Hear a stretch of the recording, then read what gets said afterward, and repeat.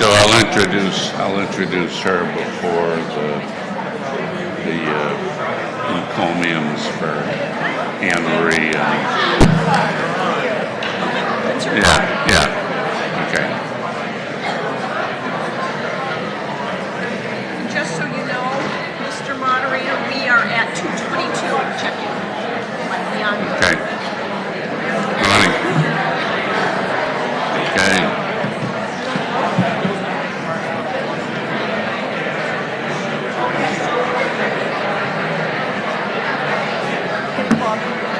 Please take your seats.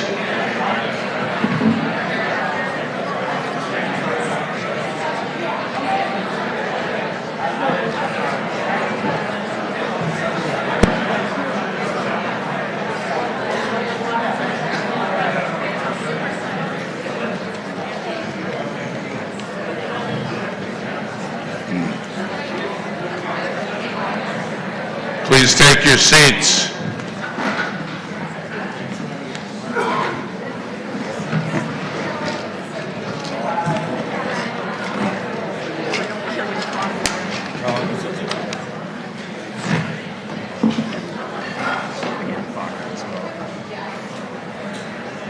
Okay, good morning and welcome.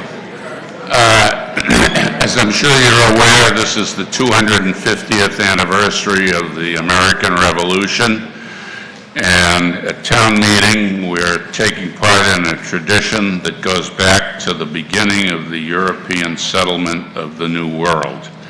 It is the oldest and arguably the purest form of democracy. In this, the 250th anniversary of the American Revolution, we're continuing that tradition. Town meeting was key to sparking the revolution, and it is a privilege for all of us to continue that tradition at this annual town meeting. Okay. Before we formally open the meeting, we have our state rep, Kristen Kastner, would like to say a few words.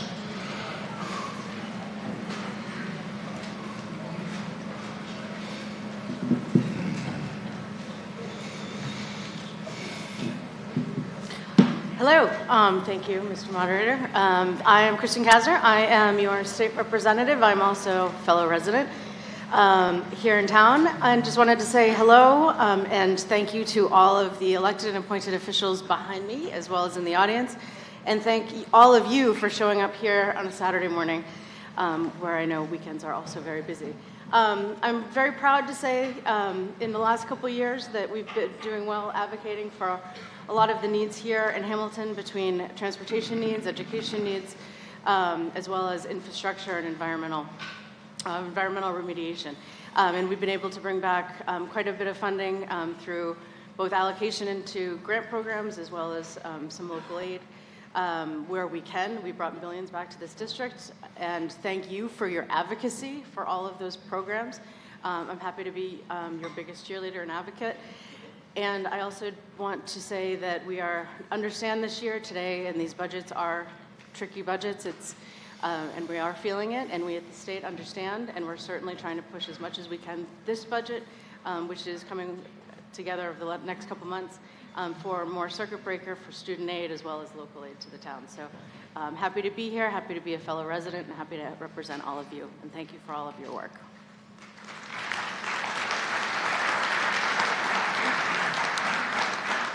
And I now recognize Bill Olson, Select Board Chair, for recognition of Jay Butler and Anne Marie Cullen. Good morning, Hamilton. I'm also both proud and honored to be here this morning, and thank you all for coming today. And I want us all to take a quick moment and just sort of acknowledge how strong we are in Hamilton, how strong we are as a community, how strong our government is, how strong we are fiscally and financially, how strong our academics and athletics are, how strong our town services and public safety is, and how strong our boards and committees are. But most importantly, how strong we are as collective individuals who try to make the world a better place every day. And that strength really only comes from one place, our residents. And so we want to take a moment today to recognize two residents who we've lost this year, and their huge contributions they've had to Hamilton. So I'm going to read a few words. I want to take a few minutes to recognize a couple members and residents of our community whom we have recently lost. It is impossible every year to recognize all the members of our community who have passed on, but recently we have lost two people in Hamilton who truly epitomize what it means to care for your community, which is Jay Butler and Anne Marie Cullen. Jay and his wife Kathy moved to Hamilton in 1992 and raised their daughter Christy here. Jay became very involved in his adopted hometown, coaching and serving as president of the youth soccer board, serving as president of the Ed Fund board, serving the Accord Food Pantry. But his greatest impact on the community at large was his work through the chair of the Community Preservation Committee and as the chair of the Town Hall Building Committee. Jay's work on these boards and committees allowed the town to undertake the current renovation and modernization of our historic town hall, which will open in just a few short weeks. Without Jay's hard work and dedication, it is highly likely that this project would still be in the planning stages. Through his advocacy and stewardship of the project with the Community Preservation Committee, the Town Hall project was able to be funded without the need to raise taxes or ask for an override. I hope you will join us this summer when the Select Board will officially dedicate the Town Hall Elevator Addition in his honor. Anne Marie Cullen. Anne Marie Cullen was a lifelong resident of Hamilton and a member of the Hamilton Wenham High School graduating class of 1966. The first class that spent all 4 years in the brand new at the time high school. She began working as a part-time dispatcher in the town in 1974 and became a full-time dispatcher in 1980 and was eventually made chief dispatcher, a position she held into her retirement. Her kindness and compassion served her well in the role of dispatcher and for many who called the Hamilton 911 during their time of need. Anne Marie was the caring, reassuring voice on the other end of the phone that helped them get their help they needed. Anne Marie loved serving her community, and following her retirement, she served as a substitute teacher at the Bucher School for many years, and also served the town through volunteering and leading the Hamilton Historical Society and the Accord Food Pantry. She believed in doing what she could to help bring the community together. So whether it was Public Safety Day, pumpkins in Patton Park, Christmas lights at the park, or the Christmas bonfire, Anne Marie could be counted on to get involved and help. And I acknowledge and recognize every year we lose valuable members of our community. We're not always able to stop and recognize them all, but please take a moment of silence as we remember Jay Butler and Anne Marie Cullen and all of their other friends and neighbors who have helped make Hamilton the special place it is and have since passed on. Thank you.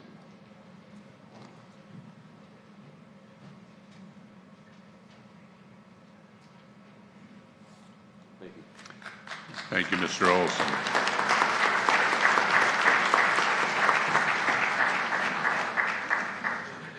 Okay, the constable has confirmed that the warrant for this annual town meeting has been properly posted. The town clerk has informed me there is a quorum present. This annual town meeting of the town of Hamilton is now open. Good morning, my name is Bill Bowler. I'm the town moderator. Welcome to the April 11, 2026 annual town meeting, and thank you for coming.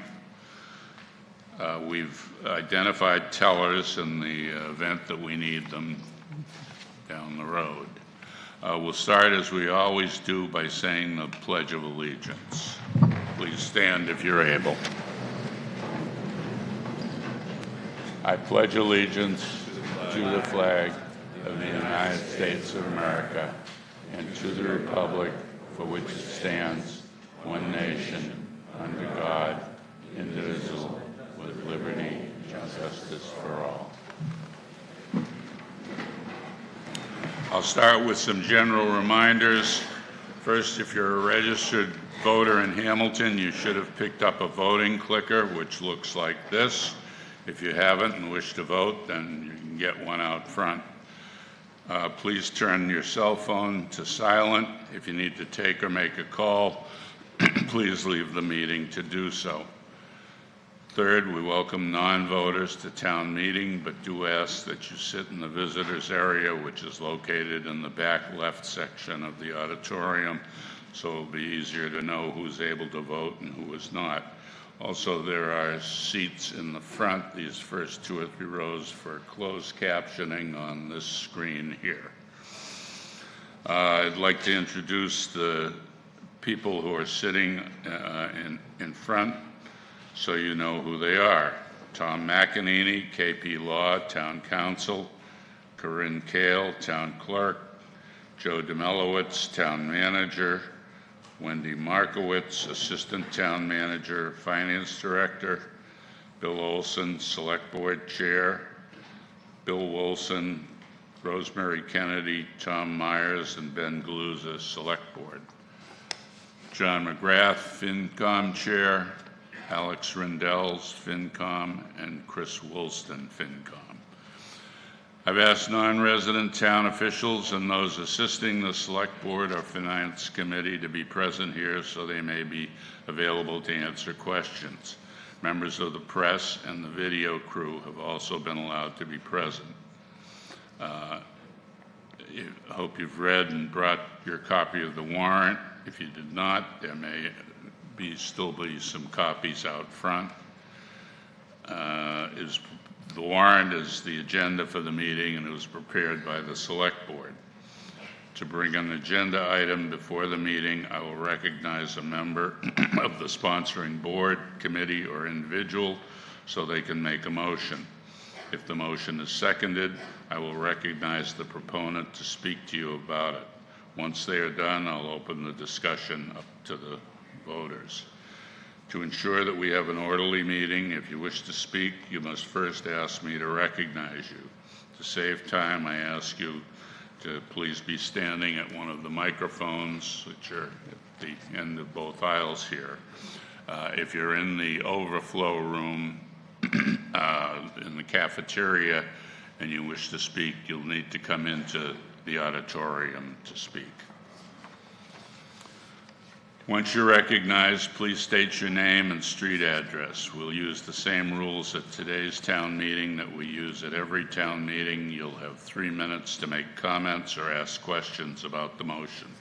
When your 3 minutes is almost up, I'll let you know so that you can wrap up your comments. If you continue to speak once your time has elapsed, my obligation to maintain a fair and efficient meeting requires that I move on to the next speaker. Your comments and questions must be within what we call the 4 corners of the motion. Please remember that we are in a legislative session for the town of Hamilton. While we can all agree that spirited debate is welcome, we recognize that being cordial and respectful is a priority for the efficiency of the meeting, and that every person who rises to debate a motion has an equal right to be heard. As such, we expect that at this meeting, like at all town meetings, people will refrain from making remarks of a personal nature about any town or school officials or any person who is in favor of or against the motion, and will just comment on the merits of the motion. Again, to ensure that the meeting is run efficiently, any comments or questions must be directed to the moderator rather than any individual or town official. If I deem it appropriate, I may then ask the person making the motion or another town official to respond through me to the question. Please, no applause, cheering, or booing. All motions to amend must be submitted to the town clerk in writing. If you need assistance in framing a motion to amend, town council will provide you with some assistance. No more than 1 amendment may be pending at the same time. A vote is first taken on the amendment and then on the main motion. When a vote is taken, we'll be using the electronic voting clickers. Joe Demelowitz will demonstrate the use of the clickers in a moment. In the unlikely event that we have trouble with the new technology, we will revert to the use of voter cards, and I will ask you to raise your voter cards and then decide visually whether there is a necessary majority or other quantum of vote. If I'm in doubt, our 7 voters question the vote immediately after I declare the outcome. I will have the vote counted by the tellers. Joe Demelowitz will now demonstrate the use of the clickers. Good morning. I hope everybody has a clicker, one of these. I'm going to go through things a little bit here to make sure that these work well. Bear in mind, if you registered to use a clicker in this room, it will only work in this room. If you registered to get a clicker for the overflow room, it will only work in that room. If you come in from the overflow room to speak here, that's great, but then you have to go back to the overflow room to vote. You'll notice on your clicker there is a green button and a red button next to the words yes and no. Don't press the word yes or no. When you want to vote, press the button, green or red. Your votes will be recorded on the two screens to my left and right, and the motion will be on the big screen behind us. We're going to test these. I'm going to ask a yes or no question, and I want you to vote. If you don't think your vote counted, hold it up and click again, but just wait. Give the machine a second to catch up. If 250 people all press the button at the same time, the computer's got to figure it out. Give it a second, all right? Our sample question is, are you ready for this? Are the Red Sox going to ruin our summer?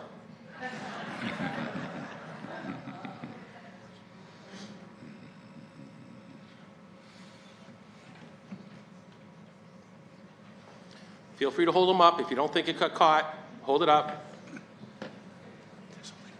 Up in the corner, you'll see that blue light. That's the receiver, so it needs to see the receiver.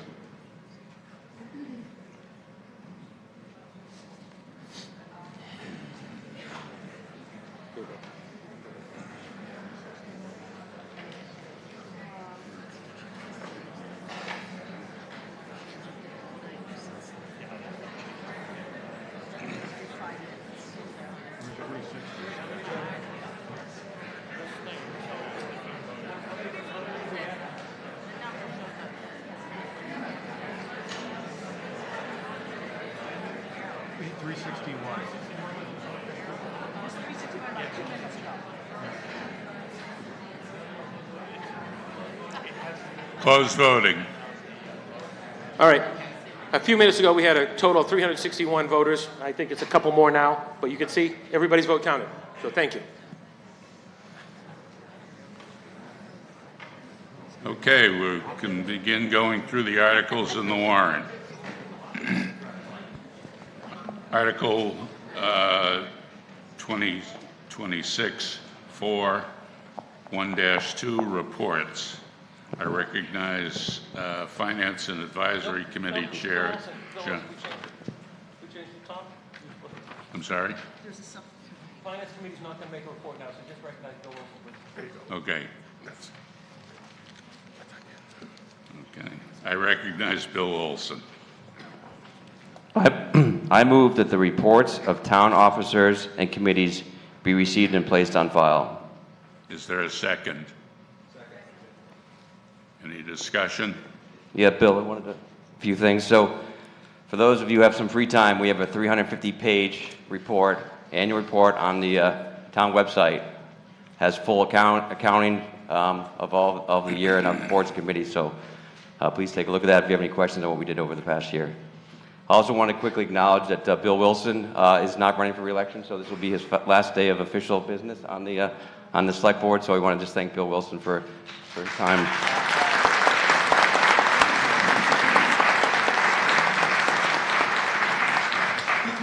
Thank you, Bill. Okay. Any other questions or discussion? If not, I think we're ready for a vote. I'll allow 30 seconds. Voting is open now.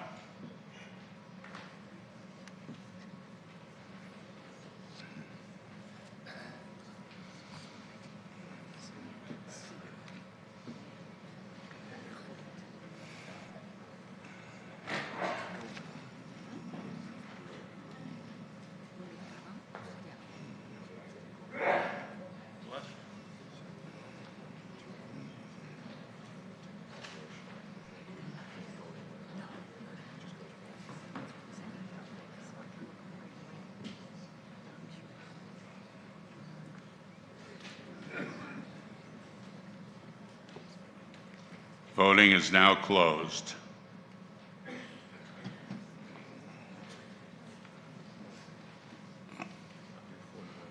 Okay, the vote is 341 yay, 18 nay.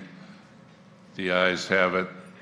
The motion passes, and I so declare. Article 1-3, article for consent motion. I will now read the list of articles to be taken up and voted on as one motion. If you want to ask questions or make comments on an article, shout out "hold" as the list is read.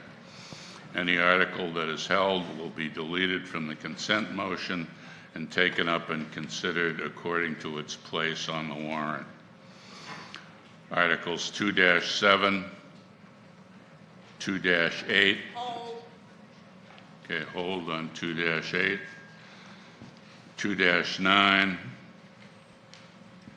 2-11, and 3-4.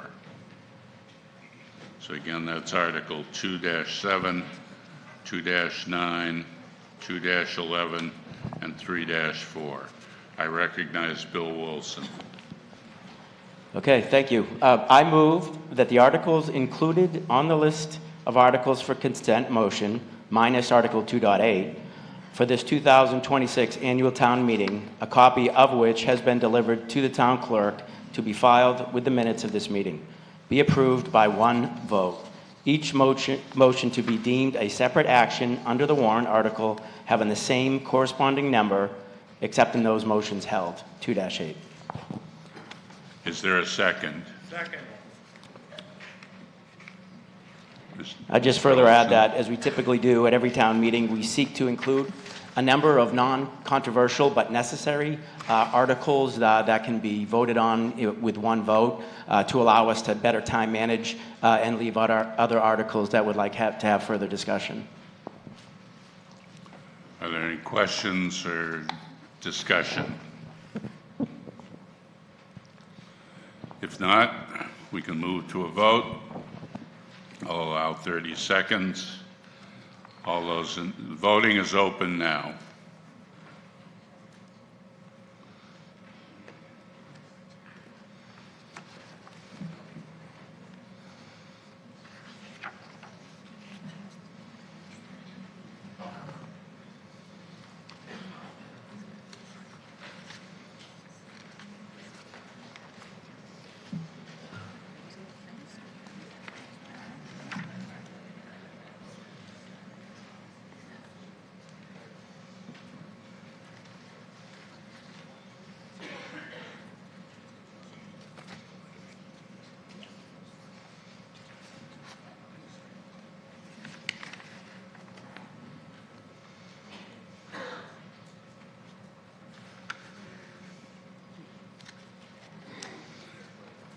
Voting is now closed.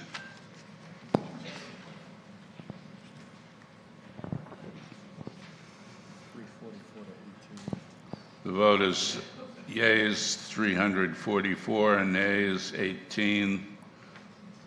The motion passes, and I so declare.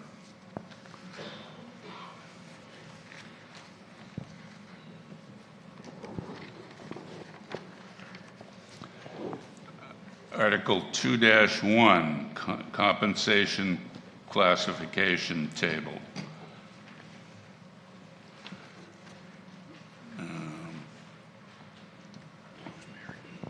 I recognize Rosemary Kennedy. Good morning, everybody. I move that the town amend the personnel bylaw by adopting changes to the classification and compensation table as set, shown on the handout entitled Appendix A, the updated version. Is there a second? Discussion. Ms. Kennedy? These rates were set in good faith negotiation between the town manager and the involved unions, and I believe that everybody was satisfied with the fair compensation tables. And do you want to clarify, am I correct that we're voting on a handout, not what was in the appendix? Is that correct? Just so that we're clear. Yes, that's correct, Mr. Moderator. Are there any questions or comments? If not, we can move to a vote. I'll allow 30 seconds. Voting is now open.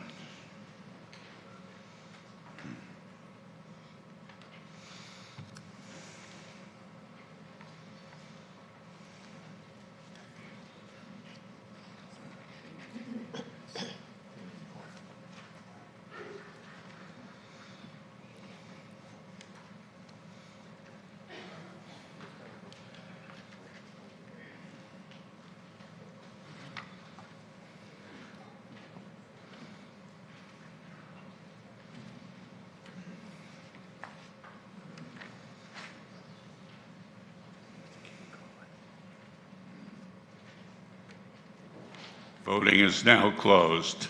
The vote is yeas 348, nays 25. The motion passes, and I so declare.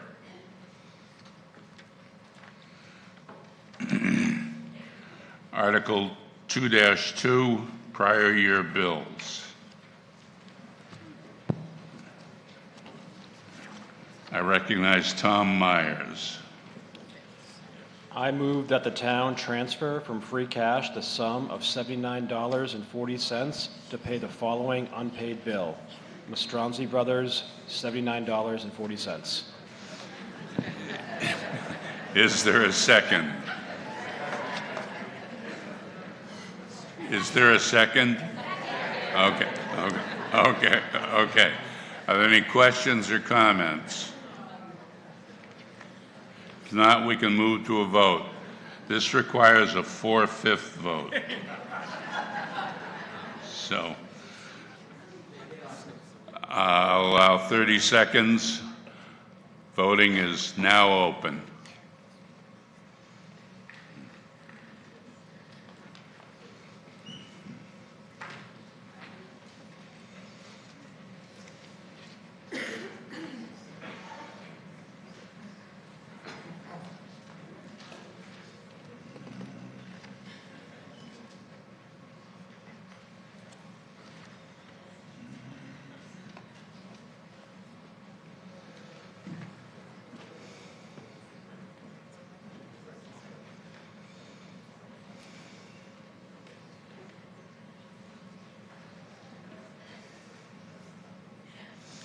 Voting is now closed.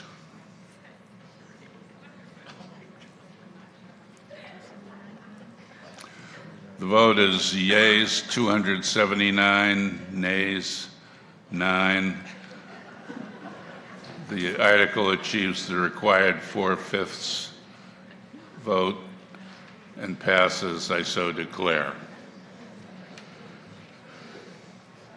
Article 2-3, General Town Departmental Appropriations.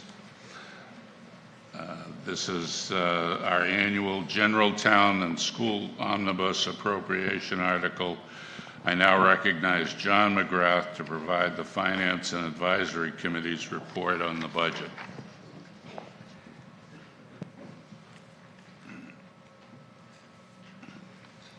Morning, everybody. Before I get into the financials, I just wanted to offer a thank you to the Hamilton Wenham News.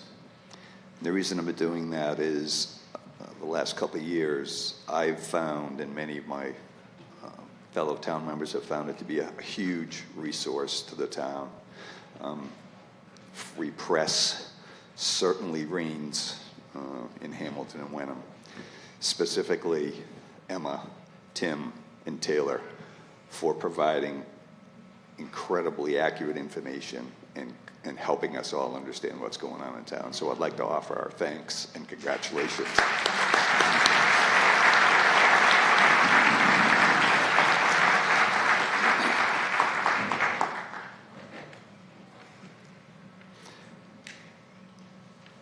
So there's a lot coming at us today.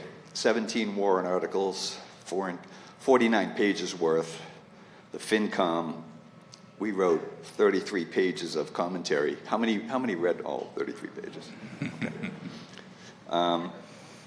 The town generated the GFOA budget book, which was referenced, 370 pages of commentary from all the town departments. The school team, their final report was 60 pages of information on budgets, and dozens of meetings and exhibits from the school board. So how do we make sense of all that?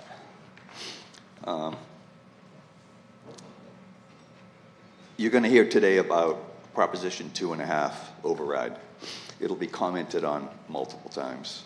The last 2.5 override we had was in 2008.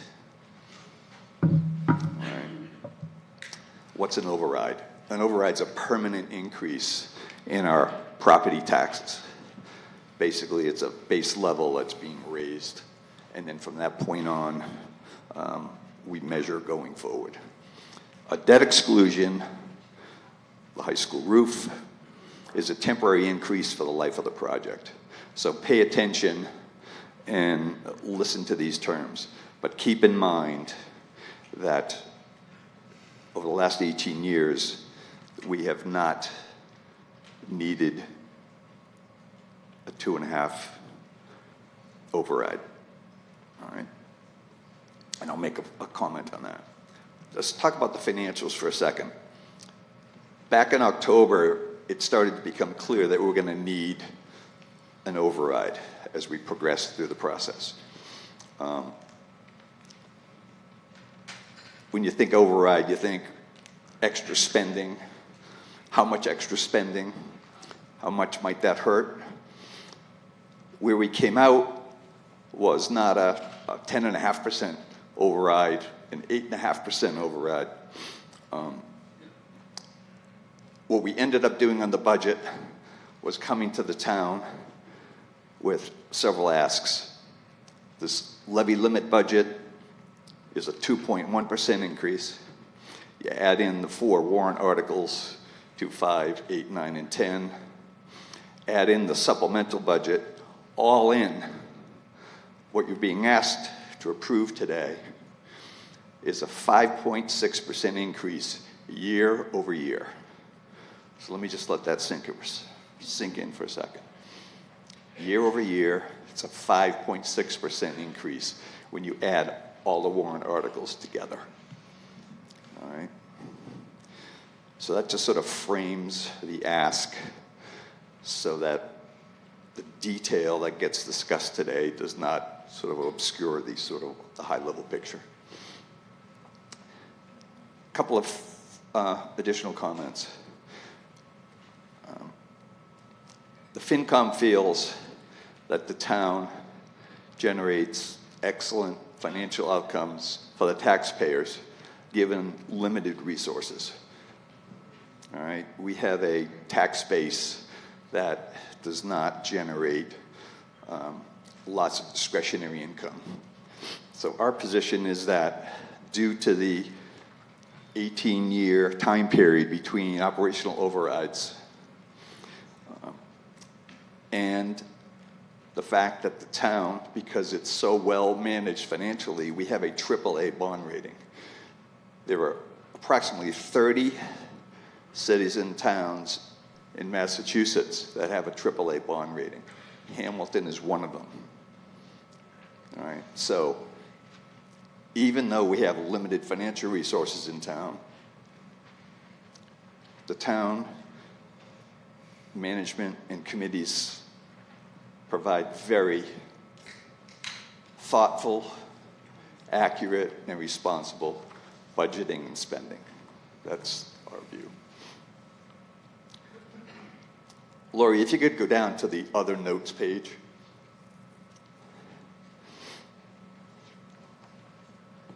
Next one.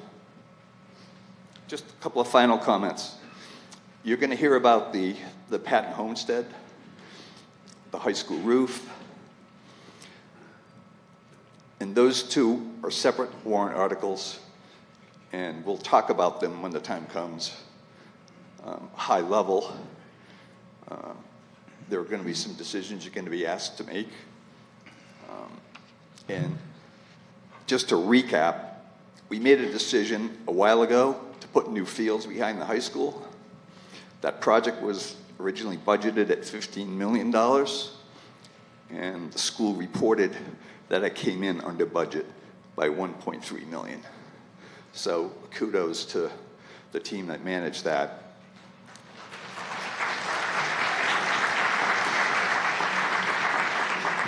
Anyway, it's a 5.6% all-in budget that we're going to be talking about this morning.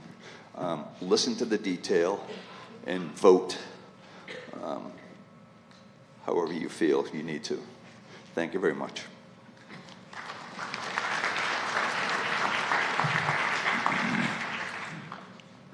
I recognize Eric Tracy, Superintendent of Schools, to report on the school district budget.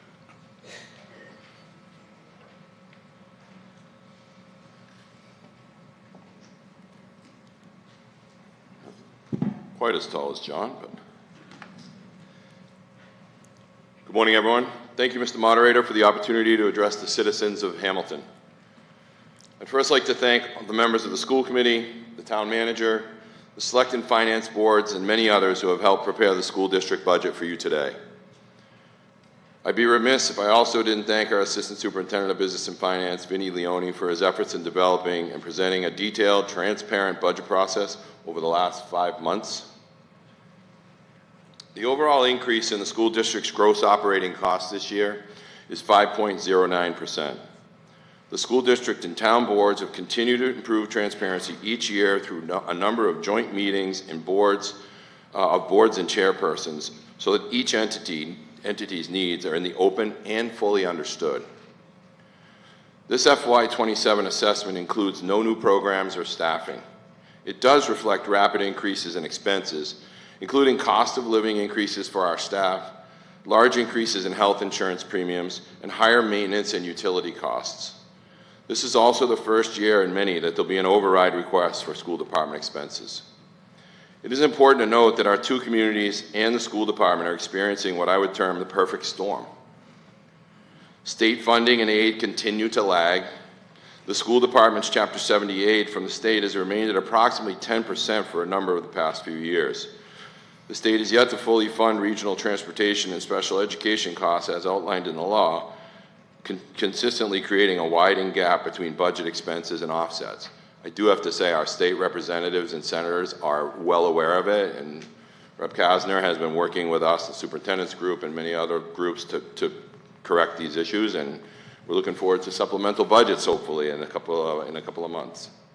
Can we go to the first slide, please? You got it.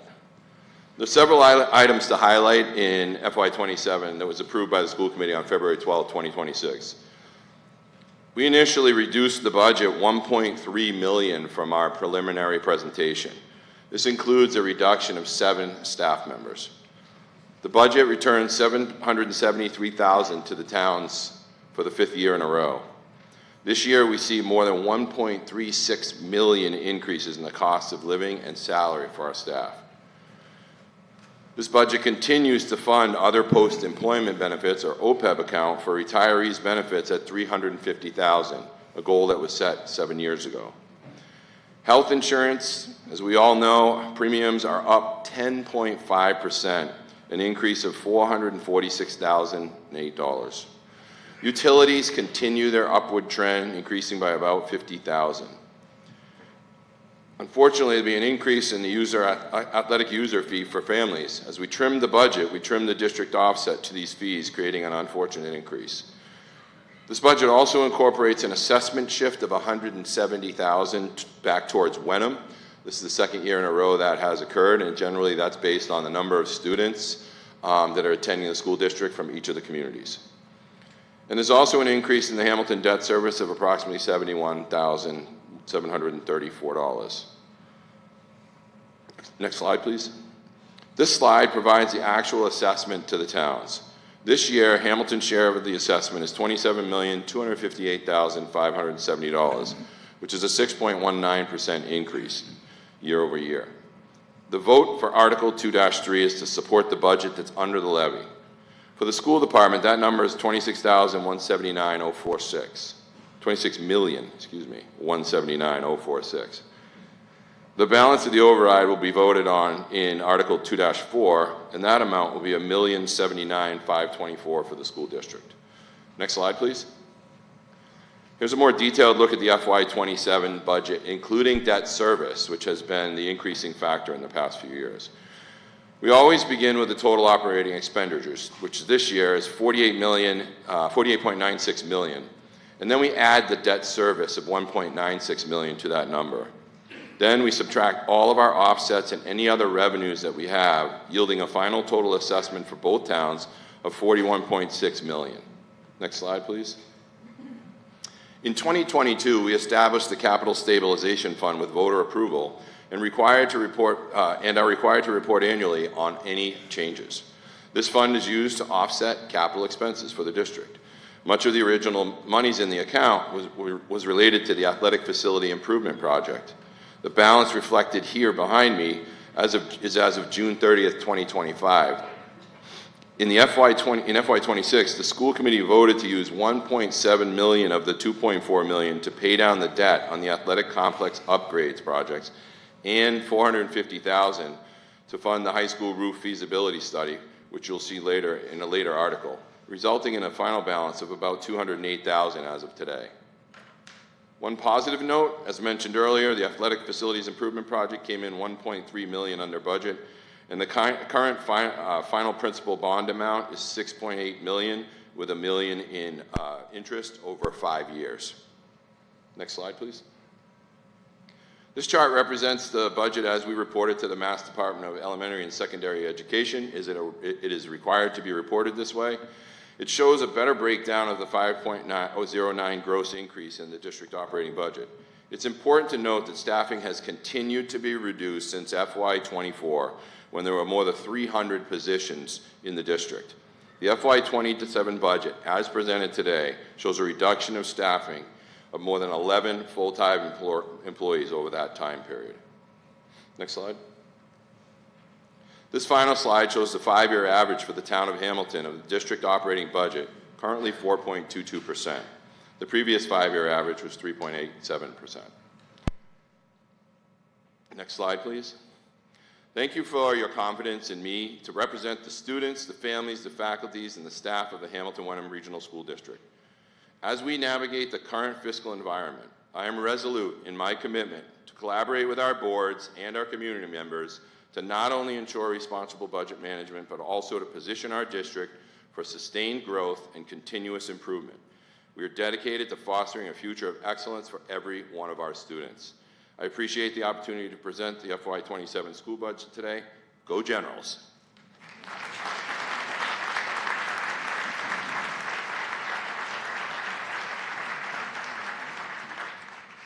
I now recognize Joe Demelowitz, Town Manager, to report on the town budget.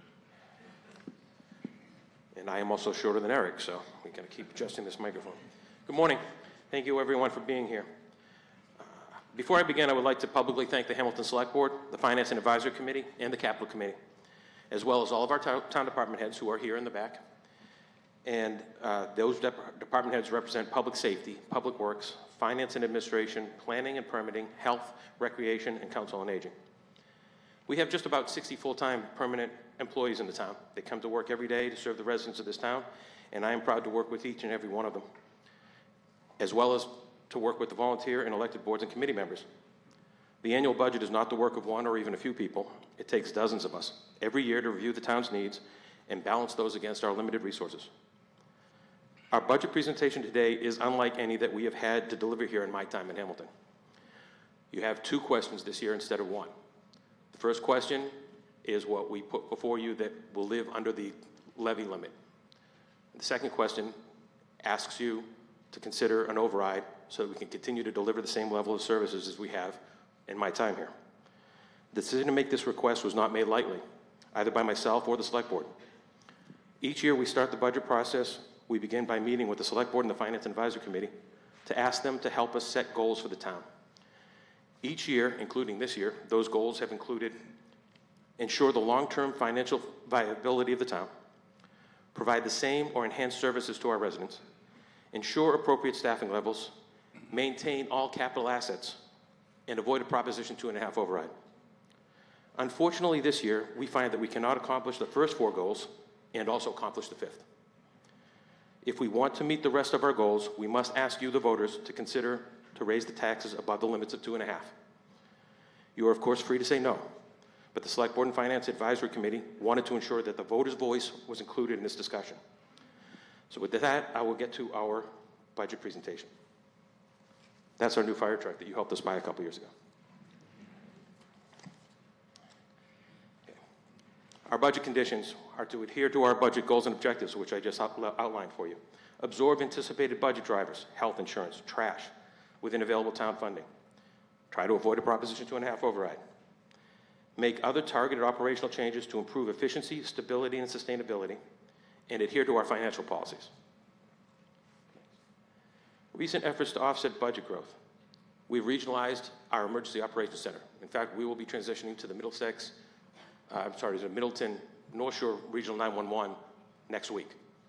We start the transition on Tuesday, and by the 18th, our dispatch center will effectively be closed.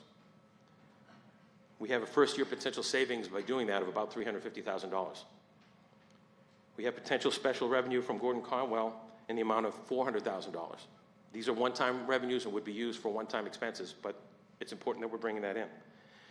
The potential revenue increase for taxes from the Gordon Conwell apartments, that is now passed by the state and been approved by the Attorney General, and the sale is going through. So once that sale is finalized, we'll be able to get tax revenue from the apartments at Gordon Conwell for the first time. We're estimating $350,000 in this first year. And we made the decision that we're promoting our deputy fire chief later this year to be the new chief, and we will not be replacing him. So that saves us another $72,000.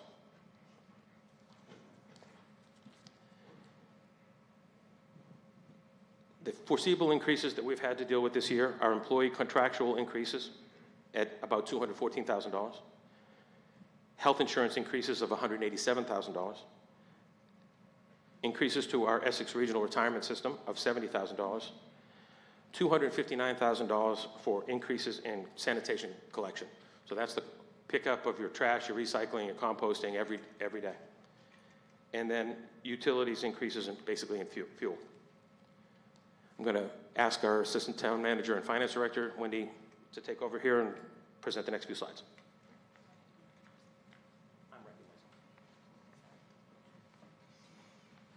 And I am also shorter. Good morning. Looking at the revenue summary, just to point out some big ticket items here. The prior year levy limit starts at $35 million, and the proposition override under the law increases that by approximately $878,000. You'll see the new growth year over year has increased by $250,000 to $500,000, and that's due to the Gordon Conwell zoning change. The debt exclusion has reduced, you can see, by $211,000. So that is the public safety building project, was finally paid in full. So approximately $1.4 million. The total tax levy raised of approximately $37.6 million. State aid is $1.1 million. Local receipts are $3 million. And transfers and other available funds, mainly the enterprise fund, is a little over $600,000. And free cash, which funds capital projects and transfers, of $1.4 million. Your total revenue and financing sources is $43,957,687 year over year, a 2.43% increase. The pie chart speaks volumes. The levy limit, or the personal and property taxes, is 89% of our income. Transfers and other available funds represent 1%. Local receipts is 7%, and state aid is also 3%. So your total operating fund sources is approximately $42.5 million. Looking at the summary of expenditures, I will actually fast forward to the next slide, Laurie, please. So the pie chart gives you the big picture. 62%, or $26.6 million, is for education. 7%, $3 million, general government. Public safety represents 9% of nearly $4 million. DPW, 7% of $2.8 million. Health and Human Services is 1%, $426,000. Culture and Recreation is approximately 1.2 million, or 3%. And the unclassified, that big green, is $4.8 million, which represents 11%, largely made up of retirement at nearly 1.8 million, excuse me. And your health and life insurance, there's the increase there of $190,000, $1.4 million. And then property and casualty insurance, $375,000. Total town debt service is a decrease of $281,000, and your transfers to general stabilization and capital stabilization is $200,000. Total operating expenditures of $43,091,687, year-over-year increase of 2.23%.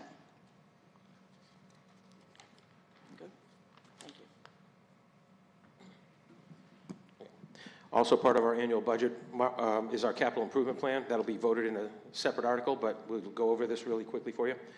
Our FY27 capital plan includes expenditures for improvements at Patton Park, 2 police cruisers, portable radio upgrades, vehicle radio upgrades, fire command vehicle, $300,000 for road and sidewalk improvements around town. I know that sounds like a lot of money, but when you're doing roads and sidewalks, that is not a lot of money. Library parking lot improvement, $150,000. DPW vehicle, this is split with the enterprise fund, so the DPW director splits his time running the water department and the public works department, so we can pay for it out of both sources. We have variable frequency drive finish pumps, this is at the water plant. SCADA computer replacements, also at the water plant, and lead service line replacement, part of the water system. When you look at the second side table, you'll notice that the first 7 articles are being paid for, or items rather, are being paid for in free cash and reappropriated funds. And then the last 4 are being paid for with money from the Water Enterprise Fund.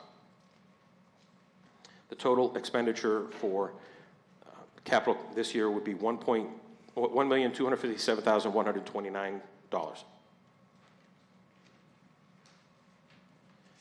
This slide just shows you where we're at with our free cash, with the use of with reserves. So, as of October of '25, we had a certified free cash amount of $3,714,565. We have funded in the December budget. We paid the bill of a prior year of $26,000, left us with a reduced budget, reduced balance rather. Then we have 5% of the free cash is supposed to remain in reserves. That is part of our free cash policy. That's there for the rainy day. If like the worst thing happens and we need money, we can come back to you and ask to use that money. But we maintain that at 5%. That leaves us available free cash of $1,608,000. The next is a list of things that we're asking to spend free cash on this year. Capital expenditures, OPEB transfer, capital stabilization fund, digitalization project, and the fire department lease purchase for a vehicle. This will leave us with a available free cash balance of just $202,000 if all articles pass. We're next going to talk about the items that would be under the second article, Article 2-4. We'll vote it separately, but total request and supplemental appropriation in the override is for $1,340,505. It's $260,981 for town departmental appropriations. And as the superintendent mentioned, $1,079,524 for additional funding for the schools.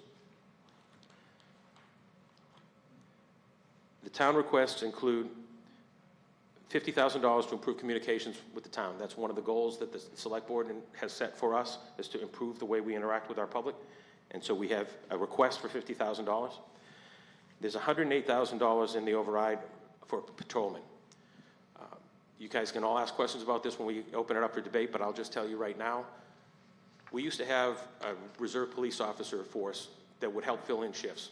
Officers take vacations, they have sick days, we could call reserve officers in and they would fill those shifts.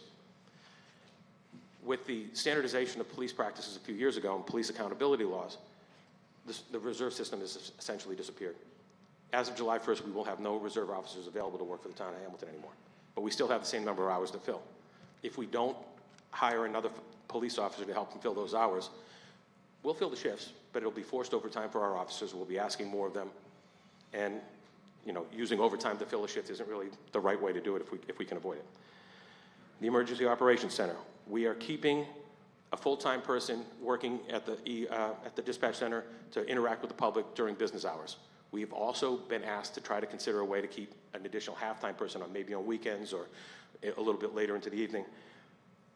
We've got that in the override. If the override doesn't pass, we won't be able to hire that person. We do have the full-time person weekdays, and we've already hired them. They're ready to go on the 18th, but we are not able, within the levy, to offer the additional half-time person there. And then in the cemetery department, we currently have a position in the cemetery department that's been unfilled for several months. We've been trying to fill it, and it's been difficult.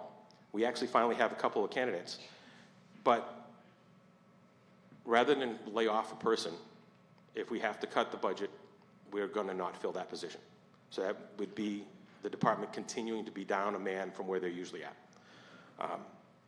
We're just trying to avoid pain of having to lay people off, but trying to stay within that levy budget.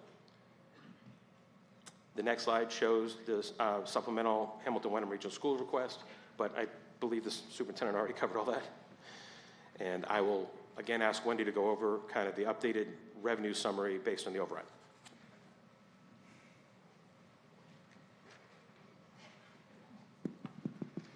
So I'll just briefly point out on the revenue summary that you see the override line item right there underneath the proposition 2.5. And then the total levy raised increases to 6.65%. The total operating funding increases from within the levy limit of 3.59% to 6.85%. And the total revenue and financing sources increases from 2.43% under the levy limit to 5.55%. Next slide, please. So what you'll see here is the change. You will notice from the previous presentation, the general government line item will increase by $50,000. The public safety line item increases by nearly $151,000. And the Department of Public Works line item increases by $60,000. The total operating expenditures increasing from 2.23% to 5.41%, and the total expenditures and other financing uses would increase from 2.43% to 5.55%, for a total of $45,298,192. Thank you. All right, before I hand it over to the moderator, I just want to take one more moment. Hopefully you won't have to hear from me again for the rest of the day, so I'll get this out of the way now. Town meeting is a bit of a production. We rely on a lot of people working behind the scenes to get this done. And I want to take a minute to recognize some folks that really make this happen behind the scenes. In particular, Town Clerk Corinne Kale and her staff.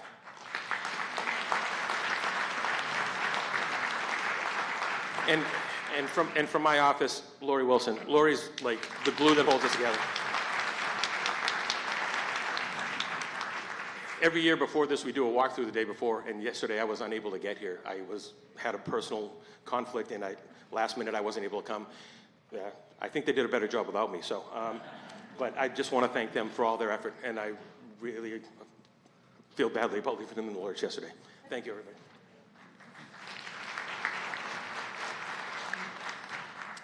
I'll now read each appropriation, and for any item a voter would like to discuss separately, please shout out hold. $3,081,345 for general town government. $3,974,801 for public safety. $26,179,046 for Hamilton-Wenham Regional School District. $499,936 for Essex North Shore Agricultural and Technical School District. $2,836,000 $315 for Department of Public Works, $426,569 for Health and Human Services, $1,208,591 for Culture and Recreation, $4,385,849 for unclassified, totaling $42,592,452. I recognize Rosemary Kennedy. I move that the town raise and appropriate the sum of $42,377,895 and transfer the sum of $214,557 from free cash for a total appropriation of $45,592,452. What did I say? Okay, I'm sorry, $42,592,452 for schools and all other town expenses which are set forth in the 2027 fiscal year budget in Appendix B of the 2026 Appendix Book and Appendix C of the 2026 Appendix Book, with the corrections read by the moderator, accepting those items held. Is there a second? Okay, we'll now have discussion and questions, although we'll be voting on Articles 2-3 and 2-4 separately. I think we can have a joint discussion on them. So the floor is now open for... Bill, I have a comment. I recognize Bill Olson. Just want to make two quick comments. Number one, just to emphasize what John McGrath said. So there are over 350 towns and cities in Massachusetts. There are only 30 that are AAA bond rating. We are one of those 30, so less than 10%. So we want to give you the confidence that these boards and committees are thoughtful and make the right recommendations that will keep our community strong. That's number one. Number two is that because we have a regional school district, right, just to educate everybody, it has to pass in both towns, right? So the part of the school budget has to pass in both Hamilton and Wenham. It did pass in Wenham on Thursday night, so that's good. And then any overrides or debt exclusion need to pass at the ballot box on Thursday. So we're not done today. So you need to also remind everybody to go to the ballot box on Thursday and also vote. So thank you, Bill. Okay. Any questions or discussion?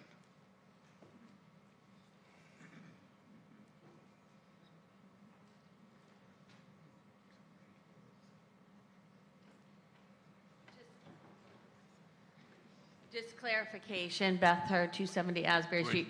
Is this, are we just having discussion on 2.3, or were you saying we were discussing 2.4 as well? The discussion is on 2.3 and 2.4. Okay. The votes will be separate. Okay, so my understanding on this part is this is the basic budget, and then 2.4 is the overrides. Is that correct? So the one comment I wanted to make is the reason why I was the one who held the HDC money for $175,000 in meals tax, which is more than they normally get. For some reason, the state gave us a higher amount, and I would actually like to see that money instead of going to the HDC this year to fill in the gap, which is... We'll do that. We'll Okay. deal with that when we get to that article. Well, no, it applies to 2.4, which is we have a $250,000 override asked by the town, and $175,000 could be addressed by the HDC by that meals tax. Thank you. Any other questions or comments?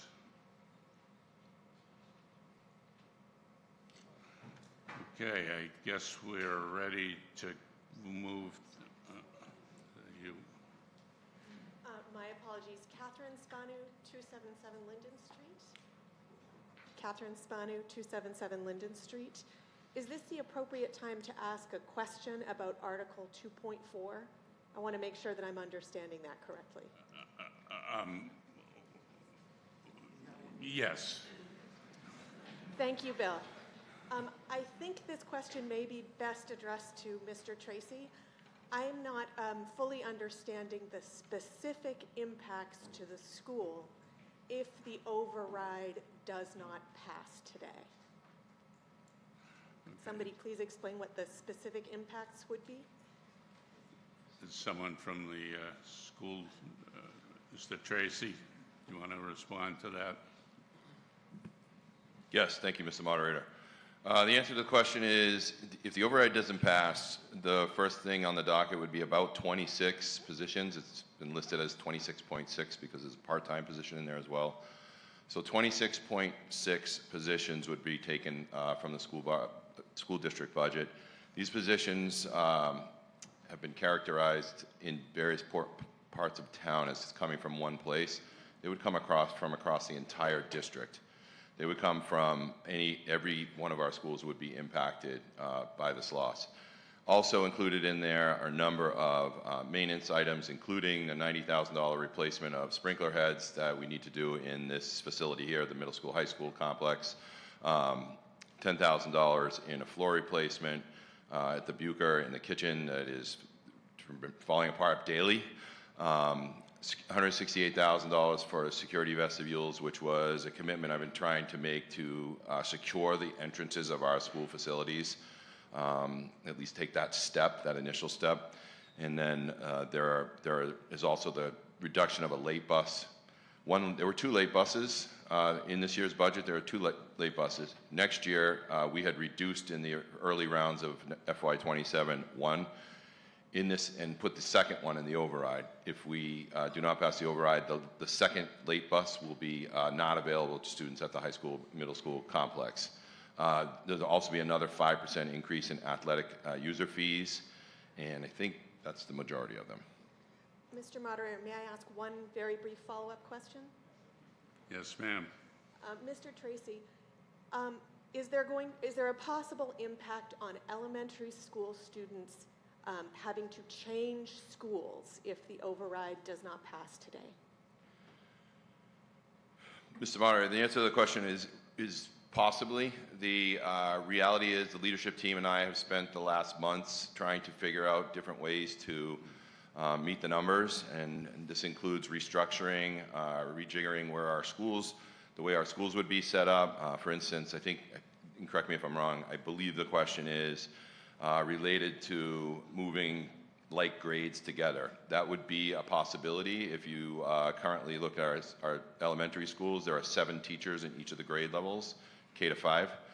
We would take one of those teachers away to reduce the budget, increasing class sizes, but then also look at the possibility of shifting grade levels into one building. So for example, one building would house pre-K, K, and 1. Another building might have 2 and 3, and another building might have 4 and 5. And that would be to get all the teachers in one place, make it easier to balance class sizes, where it'd be very difficult right now in the structure we're in. We've looked at lots of items. We've looked at even the reality of closing down central office and trying to move our people into some of the buildings. There's just no space. So we literally have weighed out a number of options and we'll continue to look at them through this process. Thank you both.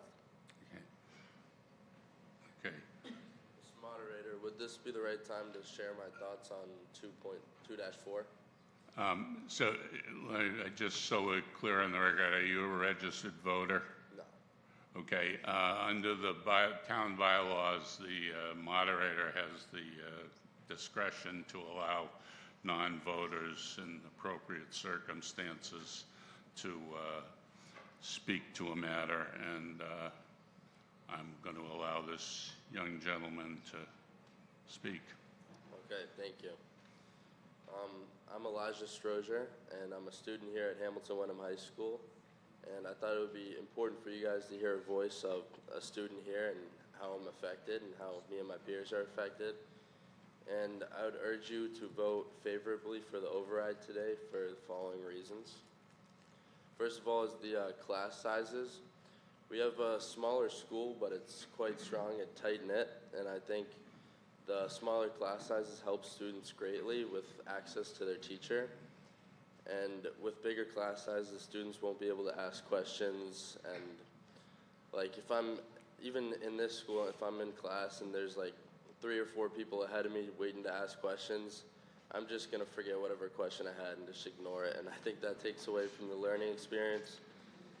And then especially I'm in advanced chemistry, and we do these labs, and there needs to be resources and materials and goggles and stuff, but also supervision is very important because there's some crazy stuff that people decide to do in the labs, and we need teachers to be there to watch over that. And if there's massive classes dealing with dangerous chemicals, then stuff can go bad, and so I think the smaller class size is very important. And also, just for the kids' future, the teachers need to be there, and the teachers that will be cut will be from extracurricular programs, and they supervise clubs and electives like economics and the chorus and band. And I think a lot of kids, they don't find their future in the core classes like English and math and stuff, but rather in like band, or for me, economics. I really enjoy the economics class, and I've never actually smiled going into a midterm because I enjoy the class so much, but I think those extra classes are very important to help kids find their future and what they want to do. And I think without the override, we wouldn't have enough money to fund those classes or have the teachers to hold them. And I think that would hinder students' ability to go on into their path to the future. And also... Thank you. Okay. I think. Thank you.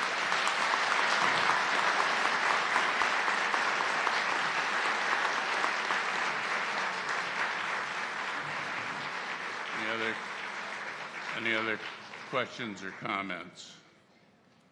Melissa Saxtel, 60 Echo Cove Road. We're here again talking about schools as pertains to the budget, and I realize it is the largest portion of it. But some of the comments that Joe made, I just wanted to kind of, say something I've said before in these meetings. Hamilton and Wenham function as kind of a pair in a lot of places. And Joe, you mentioned some needs in police, cemetery.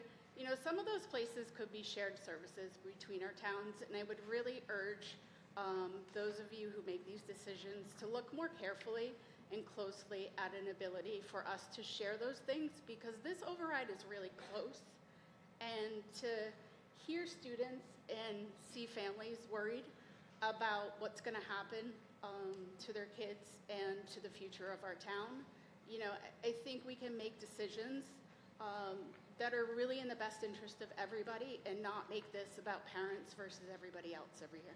Thank you. Thank you. Hi, Deb Stafford, Maple Street. I just had a question. I think we have to care about the kids as well. We also have to think about all the taxpayers and the elderly in our communities as well. And I just think that there's kind of an emotional appeal that happens when we just think about the kids. But like as a community of voters, there's a lot of demographics here, and a lot of people are just barely getting by. And I don't want to see our diversity in our community, our economic diversity, be lost. And I think that's a valid point, that everyone has to make their decision independent of an emotional appeal, but we have to really think about sort of what we can afford and where we can, shift monies around. So I just want to echo the question about the HDC funds, that maybe we don't do something for 1 year for that fund. I think they have a lot of money there, is my guess, and I'd be curious to know if there's anyone that can speak to how much money they have in reserve, and maybe kind of a slush fund there could be removed for 1 year and help to pay for some of our town stuff. The other question I have is about the 1.3 million that was saved, quote unquote, as coming in under budget, which I guess is great for the fields, right? I think, John, you spoke to that. Where did that money go? And is there a place, because that had been set aside, where is that money, and can that be used in any aspect of what we're talking about? So thank you for hearing all the points of views, because it's really important that we think about our whole community as not just the kids. It's an important part, but we have a lot of elderly people that are amazing, and they're the rocks of our society, and we appreciate them.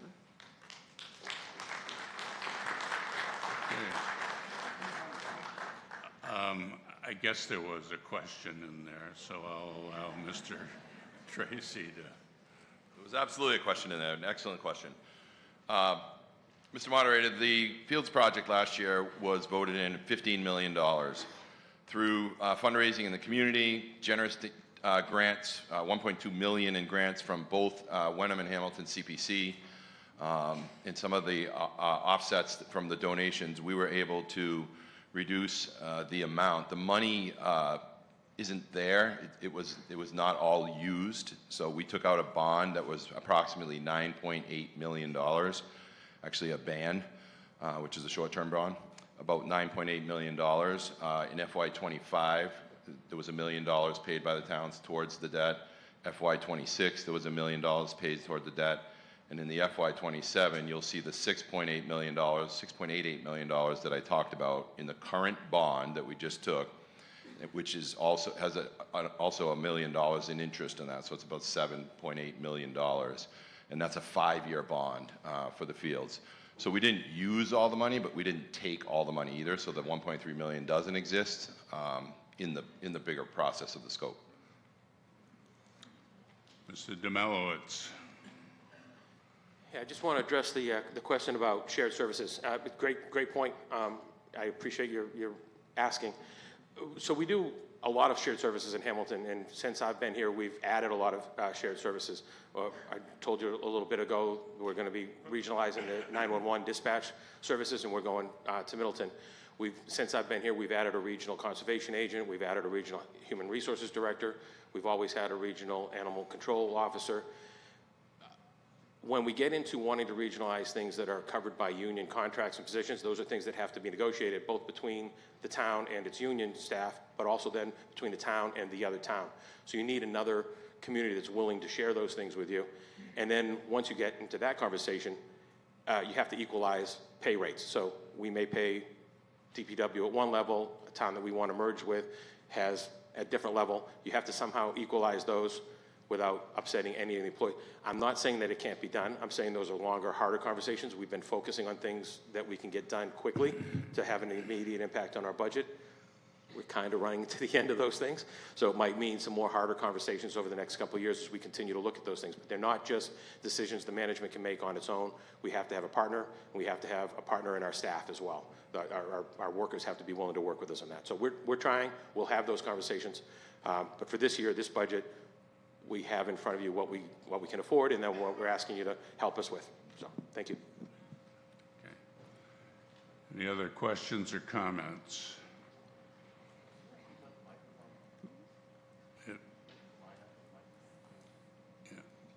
Ma'am? Linda Preston, 288 Highland Street. I'm up here because we recognize the need for changes and increases in cost for our community. We want what's best for our town people, for our students, the teachers, and the citizens. But this is a massive raise to our taxes for the coming year. And it's not the only raise that we as town people will have. We as families or single people or retired all have felt that crunch. We've all on our own had to tighten our belts at home. And for Social Security and those retired, the increase for this year was 2% plus. So it doesn't compare. This is more than double that for our taxes for the coming year as we tighten our belt for costs at the grocery store, at the gas pump, our own health insurance plans, and so much more. So I feel that this is more than is reasonable for a lot of us to pay, and I know you've put a lot of work into it. We thank you for that, but it seems extreme. Thank you. Thank you. Seeing no one at the microphones, I think we're ready to... I didn't see you at the microphone. No, I was close. I'm thinking about it. Beth Cook, 424 Asbury Street. I am a parent of a 7th grade student and a 9th grade student. We are taxpayers, however, we choose to send our children elsewhere. And as I listened to this discussion, and I'm returning to town. I'm fairly new as a resident here. I first came to Wenham as a student at Gordon College in 2001. My roommate at the time was a proud graduate of Hamilton Wenham High School, and she had school choiced into the school from Danvers, which her family was very excited had been possible. This school at the time was considered one of the best in the state. Now, when I visited Hamilton High School, this very school, with my son recently, I was surprised to see the library was nearly empty of books. The school was very proud to show me all of the smart boards, all of the computers, all of the technology. And when I asked questions about the education my son would receive, I had many concerns about the lack of paper, pencil, and books. And I realized that we're living in 2026, and the way that the world seems to be moving is very different from what I want for my family and for my children. And so as I sit here and I think about increasing my tax burden as a stay-at-home mother who's homeschooling one of my children, whose husband is a public school teacher in another community. He's been there for 22 years at a local high school. I simply have to ask the question, where is the money going, and is it going to the right things? I want to believe that this is a town that really believes in education of our students, but I think we've gone completely wrong. And so I cannot, in good conscience, vote to increase a budget that to me makes no sense. I'd really love to go back to the bare bones and ask, what does a good education mean? And are we taking money from organizations that maybe want to see technology grow rather than critical thinking? I wasn't planning to speak, but those are my thoughts. Thank you for hearing them. Ma'am? Hello, my name is Sharon Esker. I live at 18 Allen Road. I am a resident of Hamilton for 14 years. We moved here for the schools. My son is a junior. He is in 11th grade. He was the one who played the national anthem on guitar for the pool vote. Thank you. My daughter is in 7th grade at the Miles River Middle School. They are both very much into humanities and the arts. Harrison's first love is music.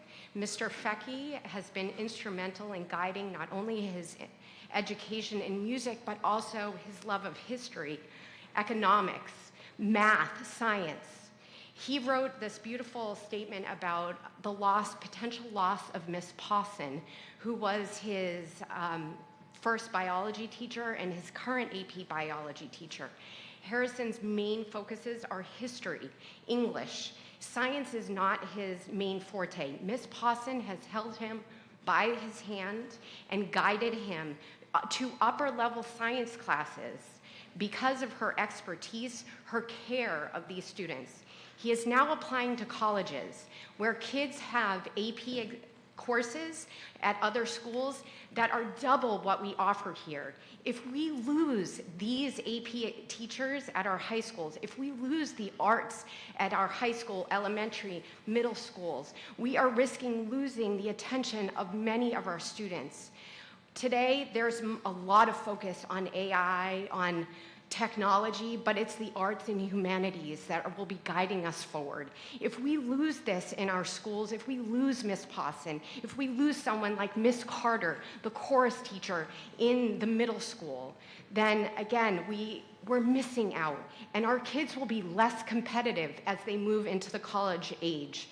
So I am advocating for you to pass this budget override for all of our kids, not just the ones. There was a lot of conversation of, oh, the sports won't get cut. Well, what about all these kids that aren't traditional athletes? We need these teachers. We need these AP courses. We need this budget. Thank you very much.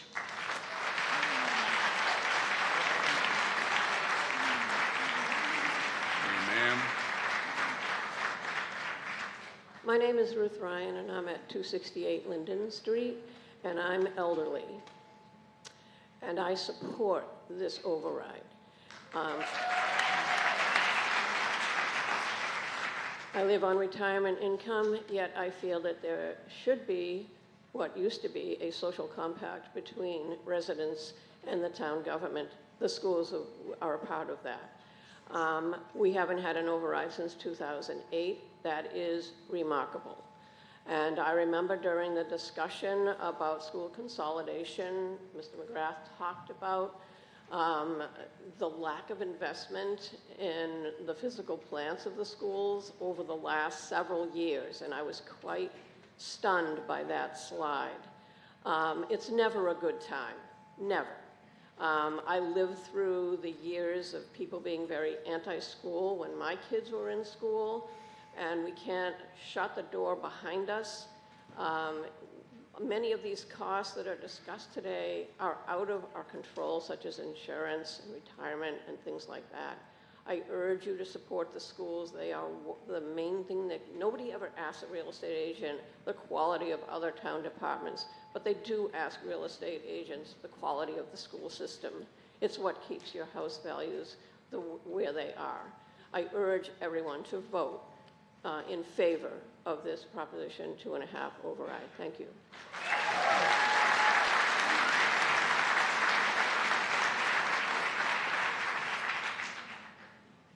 Hi, sorry, I'll be quick. My name is Margaret Brown. I live at 58 Moulton Street. I grew up in town, and I'm a proud alum of the public schools here, and now I'm an ESP in the school district. Every day I support students who rely on structure, routine, familiar faces, and the certainty that they have a safe space in their school. These are students who often struggle just to get through the day. For them, consistency is not nice to have, it's essential. Right now, our schools are already stretched thin, staff are doing more with less, and we are constantly adapting to meet growing needs. When we talk about losing teachers, ESPs, programs, and activities, it's not just about trimming extras. We are talking about removing the very supports that keep students regulated, engaged, and able to learn. In my TLC classroom, relationships matter. When trusted adults are removed, routines are disrupted, or class sizes increase, my students feel that instability immediately. This leads to increased behavioral challenges, more time out of class, and a greater struggle to access learning. Not because they can't learn, but because the supports they rely on are no longer there. If this override does not pass, more students will inevitably fall through the cracks. Teachers' workloads will increase, which limits their ability to provide individualized support, especially to students with the highest needs. When that happens, everyone is affected, students, staff, and families. Cuts don't just impact one classroom or one group of students, they ripple outwards. They lead to less support in classrooms, fewer intervention services, reduced programming, and fewer opportunities for students to feel connected to their school and community. In the long run, it costs more academically, emotionally, and financially. As an ESP, I see firsthand how early consistent support prevents bigger issues later on. When we invest in our schools, we are investing in student success, staff stability, and stronger community overall. Our community takes pride in our schools. People move here because they value education and want their children to learn in a safe, supportive environment. That's why my parents moved here 30 years ago. Hopefully, if this budget passes, the people will continue to do that. I urge you to vote in favor of the override for all students, staff, and community in this district. Our children deserve stability, opportunity, and the support they need to succeed. Thank you.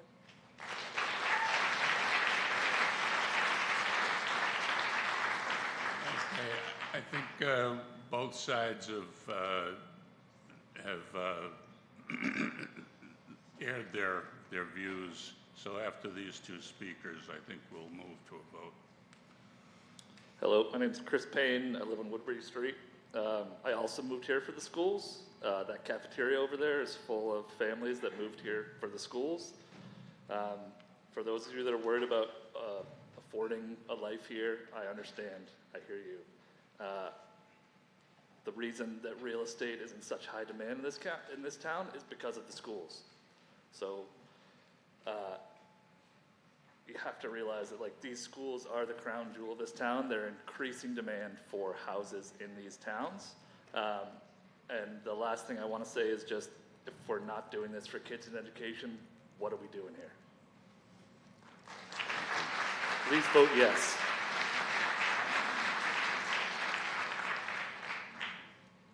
Hello, my name is Jessica Hauk, and I'm at 114 Lakeshore Ave, and I'm only up here because I agree with the moderator, and I'd like to make a move to vote.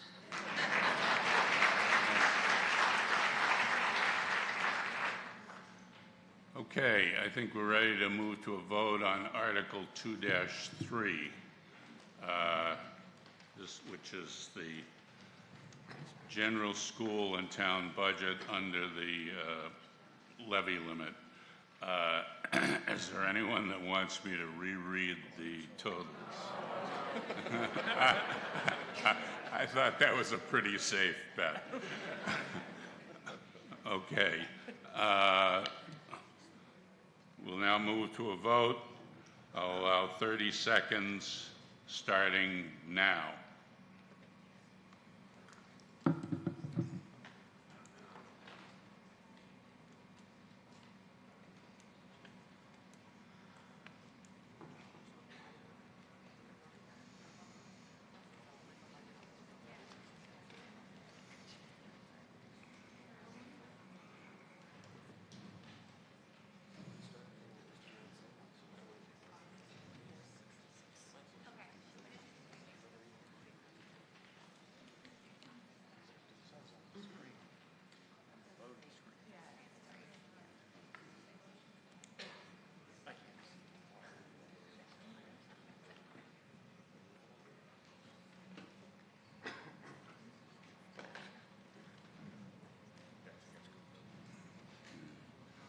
Voting is now closed.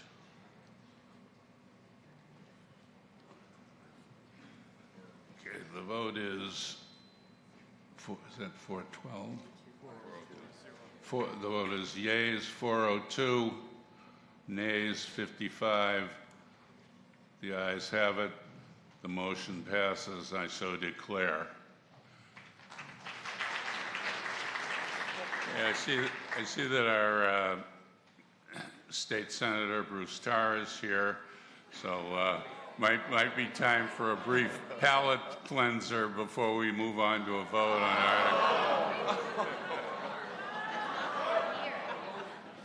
Okay, you're going to have to sit there, I guess, while. I have not known, Mr. Moderator, I can read a room just as well as you, and I think it would be better to move on with the rest of the town meeting. Thank you all very much.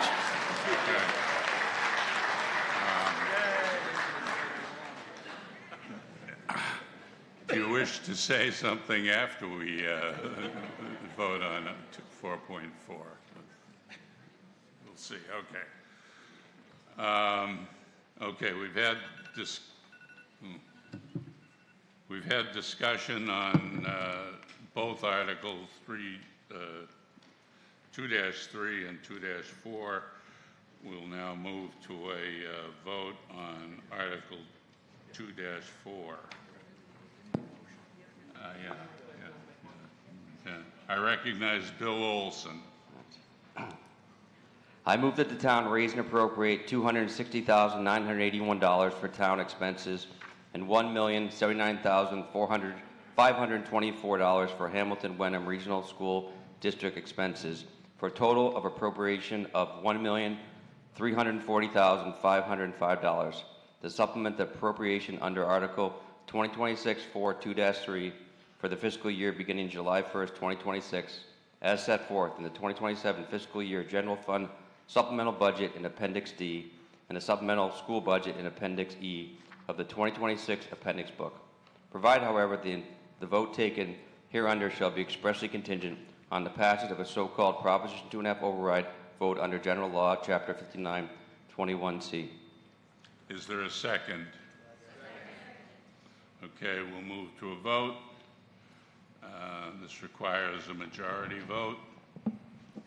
I'll allow 30 seconds. Voting is now open.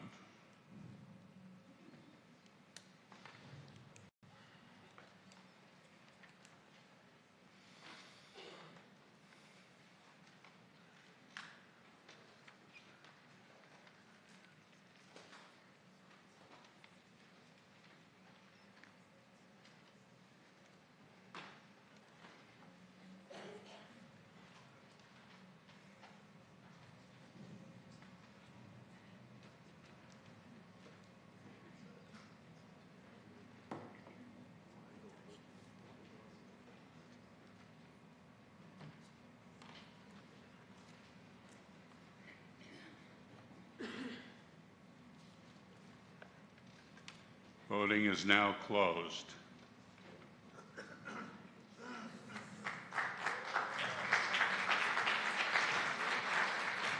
The vote is yeas 385, nays 74.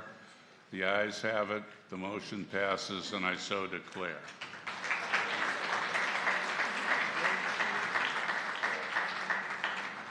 I'll now recognize Senator Tarr if he has any.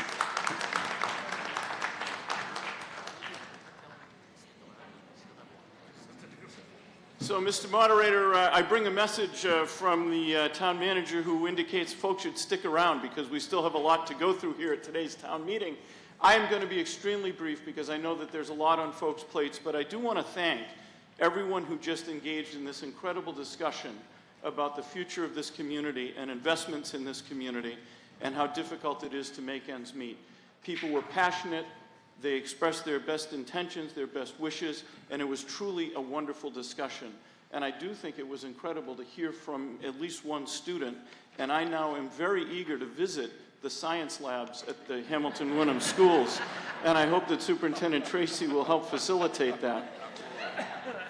But, you know, the discussion that just ensued reminds us in the legislative delegation just how important it is that we redouble our efforts to make sure that the state does its fair share to be able to support public education and support municipal budgets.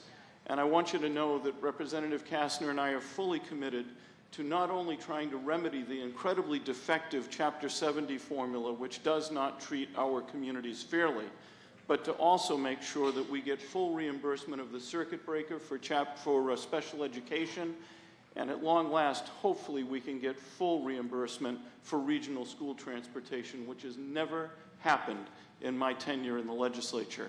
So know that we are committed to those things. Right now, all that we have to go by is a budget that was filed by our governor. It indicates that minimum per pupil aid would be at $75. That would be a significant decrease from the current fiscal year. We think we can push back on that number and get back to a higher number. But more importantly than that higher number for minimum pure pupil aid, our goal is to make sure that school districts like Hamilton and Wenham don't receive only minimum per pupil aid. And in order to get there, we need to change the formula. We have hope that this year we may finally get a Foundation Budget Review Commission to be able to look at that and begin the changes that we need. So as we move through the budget, we will prioritize increasing minimum per pupil aid, making sure circuit breaker is fully funded, increasing regional school transportation, and looking to the long term of resetting the Chapter 70 formula so that it's fair. And I want to say thank you to Superintendent Tracy because he's been leading the effort for the North Shore School Superintendents to help work with us to partner in this endeavor. And I will leave you with one piece of good news, and that is that we recently passed in the Senate a supplemental budget that uses funding from the surtax on incomes over $1 million and some available state tax dollars. And in that supplemental budget, we did put aside money for the circuit breaker for this fiscal year and for the next fiscal year. But the other thing that we did was put aside $100 million to be able to help cities and towns with the extraordinary costs that have been incurred over this past winter with snow and ice removal and control. We hope that our colleagues in the House will agree with that suggestion, and we hope that very soon we'll be able to send some significant amounts of money to the town to be able to address the budget and address the costs that were incurred with regard to this incredible winter that we just had. That being said, I do want to express gratitude to the Select Board, to the Finance Committee, to the School Committee for the partnership that we have, and we will continue to work through that partnership to do the very best we can, realizing the difficult decisions and the difficult choices and the difficult conversations that have to be made. We want to do our part to make sure the state plays a role in making those conversations and those decisions a little bit easier. It's an honor to represent you in the Massachusetts Senate. Mr. Moderator, I appreciate the opportunity to say a few words at the right time. Thank you very much.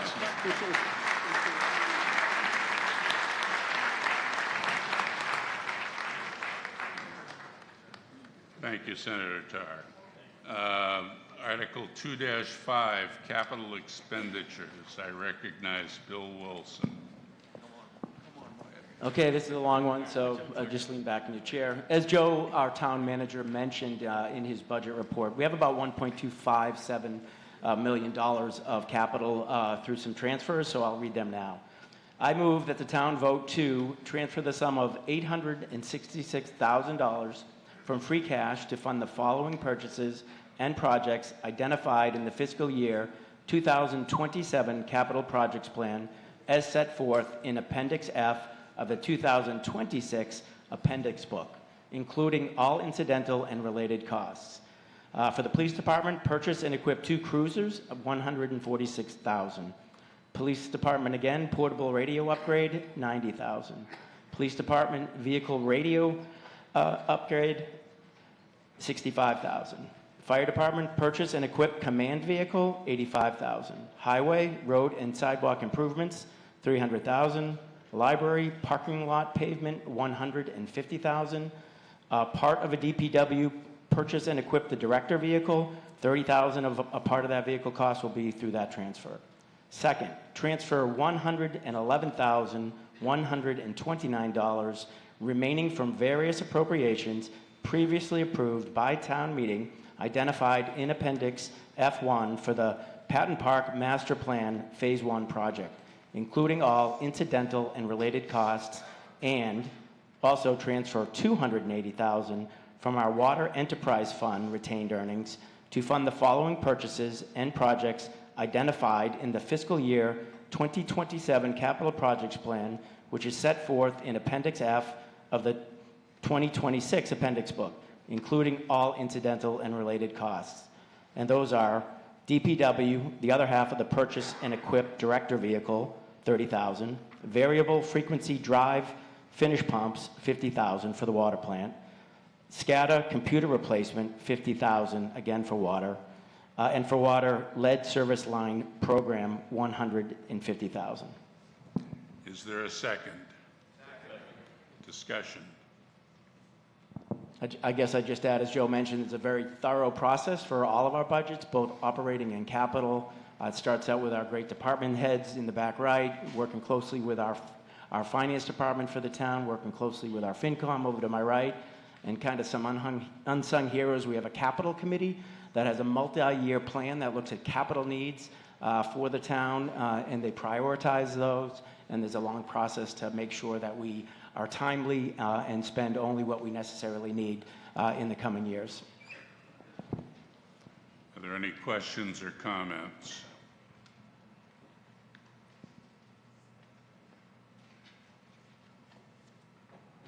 Hearing none, I think we're ready to move to a vote. This requires a majority vote. I'll allow 30 seconds. Voting is open now.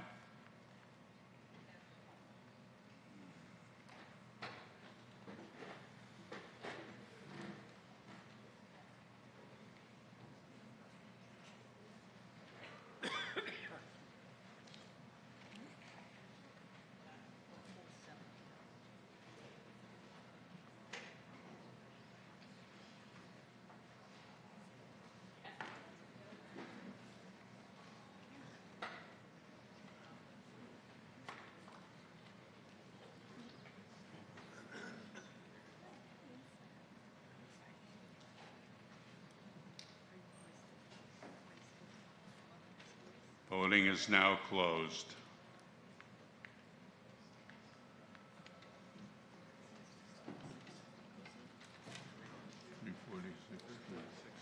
The vote is ayes 346, nays 36.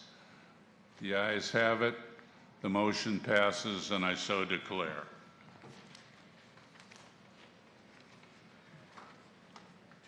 Article 2-6, Water Enterprise Budget. I recognize Ben Galuza.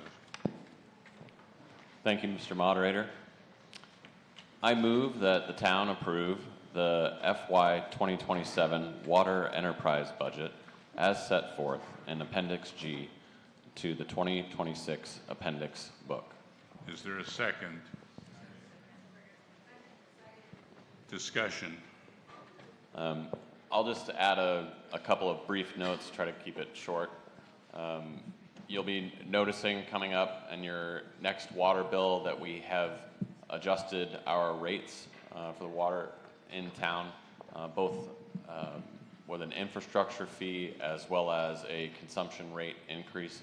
We spent several months kind of this winter looking at various ways to increase the revenue for the water enterprise budget, and that's to begin planning for some of these capital projects that we'll need to incur. We've replaced about 40% of our water distribution network in the town, so we have 60% to go. We also have a series of large water tanks. They're kind of cells. There's 4 of them networked together at the top of the seminary. Those are over 80 years old now and we need to be thinking about replacing those. So we took the initiative to increase the rates so that we can start to generate a surplus in the water enterprise budget so that we can start to plan in advance so that way we keep our borrowing, the amount of money that we need to borrow, down to the absolute minimum that we can. So if there's any other additional questions. Are there any questions or comments?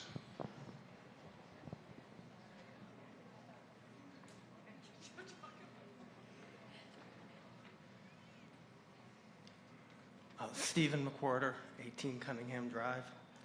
I think what we just saw is that we had retained earnings in the water, 170,000. Immediately that gets moved to the general fund. Why wasn't that retained in the water budget and used for the capital improvement to keep the residents' rates down and affordability? Thank you. That's a good question. I think that, and Bill or Joe, you might be able to speak to those individual line items that were read out towards the end. I noticed that several of them, I think, do directly affect our water system infrastructure. So I think it was appropriated in the fashion that was desired. But I'm going to ask if we can recognize the DPW director to talk about the water budget. And I also say that we do retain 20% of retained earnings as a stabilization fund for the water enterprise fund. So similar to the way we retain 5% of free cash as a stabilization for the town general fund, we retain 20% of retained earnings in the budget every year. We don't ever want to get below that 20%. We try to build up the retained earnings so that we can use the money in retained earnings to do projects. Retained earnings are like free cash. They're one-time funds. They're left over because we really did a good job of budgeting and then we didn't spend all of it, so we have a little bit left over. When we have that, you want it to build up because when you want to do water projects, they cost millions of dollars. So I can either take out a bond every time we want to do a water project, or we can try to use the retained earnings for that. So the retained earnings gets built up to be able to offset some of our major investments in the water fund. Tim, do you want to thanks. You can tell I'm not intimately familiar with the water. But I'm not really sure, Steve, what you were talking to, but we do use the retained earnings to offset the water rates as much as we can. That's an adjustment we make every year, and that's why we only adjust the water rates every 2 or 3 years here. Prior to the select board voting to adjust the rates in February, we hadn't done it in 3 years. It's a game where you're always trying to create a balance. You want to have enough funds in the enterprise fund to be able to continue operations. You don't ever want to go into the red, but you don't want to have the rates set so high that we're building up these huge amounts all at one time. Tim?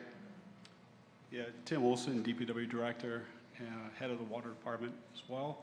I just want to echo Joe's comments.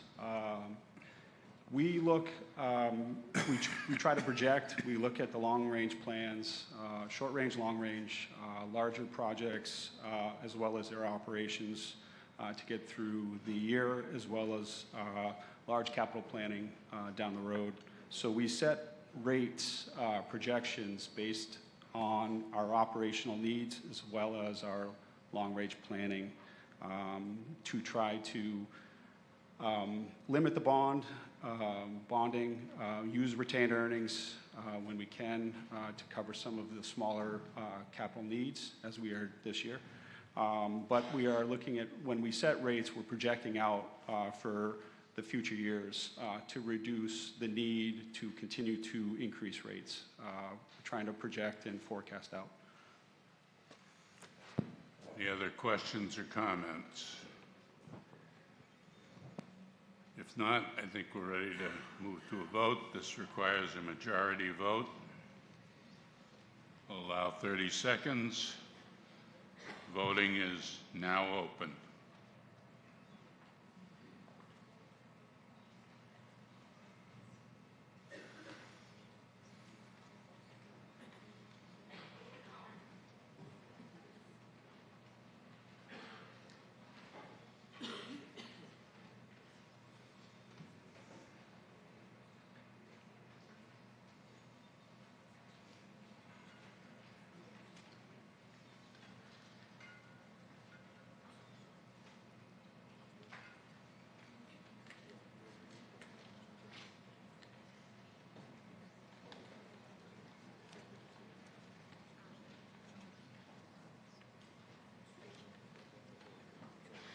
Voting is now closed.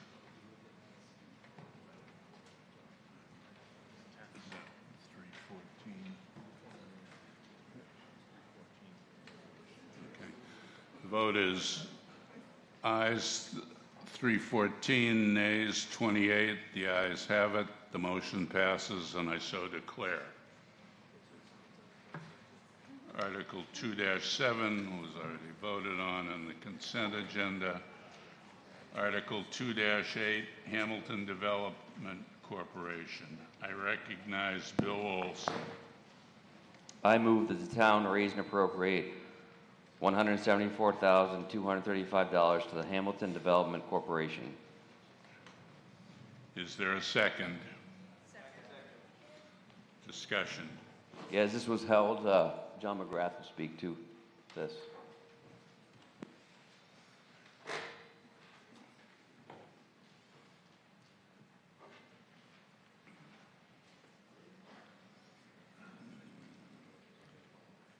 Thanks, folks. There's a couple of points to be made. One has to do with the dollar amount of this article. Generally, we've been seeing about $80,000 a year flow from the state receipt of meal tax to the town. So that's, let's just call that the steady state.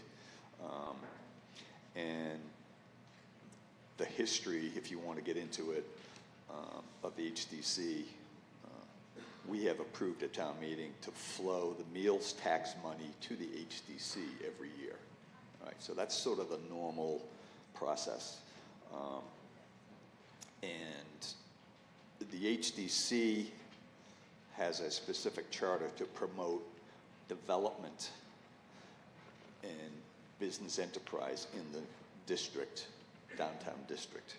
And if you read their annual report, they in fact provide grants. They actually sponsored sort of the development, I think 3 years ago on Willow Street, generated a nice return.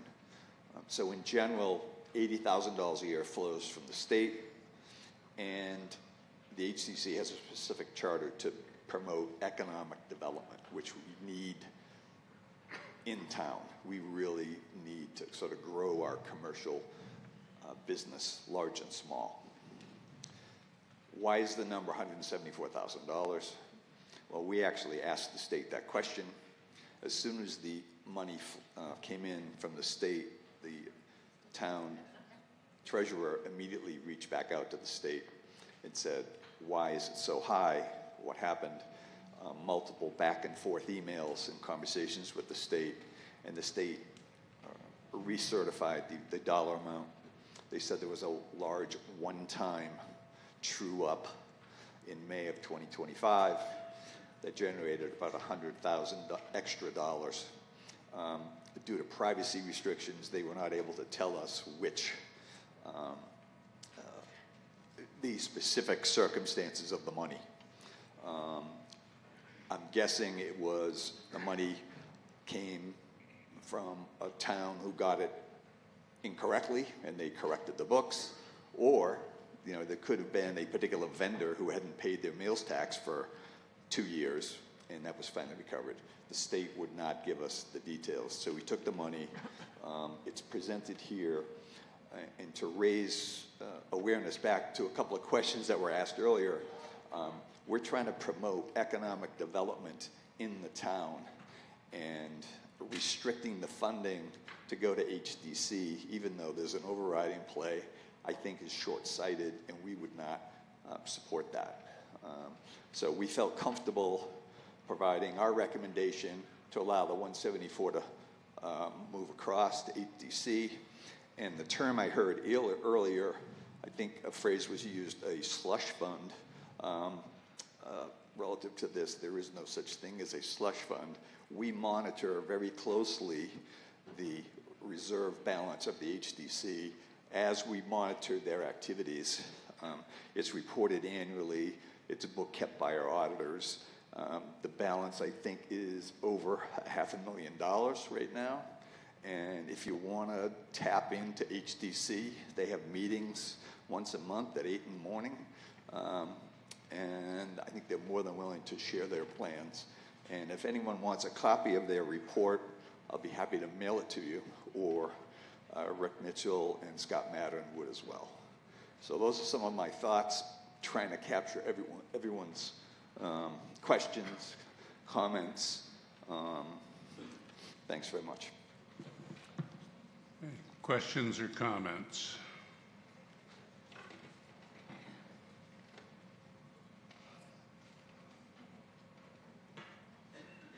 Yes, my name is Rick Mitchell, 36 Rock Maple Ave, Chair of the Hamilton Development Corporation, and I'm one of the founding members 13 years ago. And I'll make these comments brief because they really reflect some of what John mentioned. HDC was created by this body 13 years ago to petition the legislature to create a public nonprofit that had the ability to invest in the downtown commercial district to support the businesses that are there, attract new businesses, and help beautify the downtown. John alluded to Willow Street, which is one good example. It took us 8 years to develop that project using the meals tax money. We brought in public and private investment outside of HDC funds of $8 million that resulted in the development and building of 18 units of market rate rental housing and a commercial bakery on the first floor. That's generating $100,000 in new revenue to the town and providing much needed housing. We provide wreaths and flowers in the downtown. We provide $5,000 grants to existing and new businesses. We've co-funded grants applications to the state to make beautification improvements to streetscapes, sidewalks, and roads. We have committed up to $250,000 to actually take that little green space at the corner of Bay Road and Railroad Ave and turn it into a mini park in an attempt to beautify the downtown and make it a place where people will come, stay, shop, and support the local businesses. That's what we do with this money. It's meals tax money. Most of that money comes from people outside this town, and we are very happy to do it, and we've had great results, and we hope you will support this. Thank you. Questions or comments?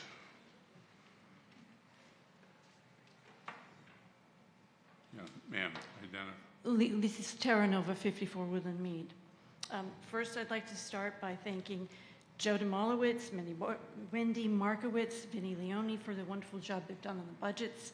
And I would also like to thank the HDC for having been a wonderful neighbor these last 13 years. When the HDC was founded 13 years ago, when it was created, We had a different landscape in town. We now have 3A in form-based code as law. Development will happen downtown by right. There is not so much need anymore for what the HDC has been doing. We are also living in extraordinary economic times. As Joe has pointed out this morning, this year we've given up our local call center. We have not hired a fire deputy chief. We've left that position open. $72,000 a year. The $174,000 ask by the HDC this year could cover that position for 2 years. We're also facing a huge increase in trash pickup costs. Next year, Joe has already said, is going to be even larger. So I'm guessing, well, everything's going up, right?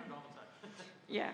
So $175,000 is a lot when you look at Hamilton's budget. If you look at what we've just passed, the $260,000 town budget override, the operational override, most of that could have been covered by the 175. In 2024, the HDC mentioned that it had $500,000 in its coffers. Last year, they were voted $74,000. This year, they're asking for another $175,000. That's approximately $750,000 in their kitty, if my math is correct. The HDC has always been a good neighbor to us. I think we need to start looking at our bills, our needs versus our wants. And I would just like to ask the HDC this year to be that good neighbor and rescind its request for this money. Let us take this money and put it towards the FY28 budget and see what we can cover, what we can pay for, what we can take care of in terms of our public safety and other areas in town which really need this money. That's all I'm asking. Thank you.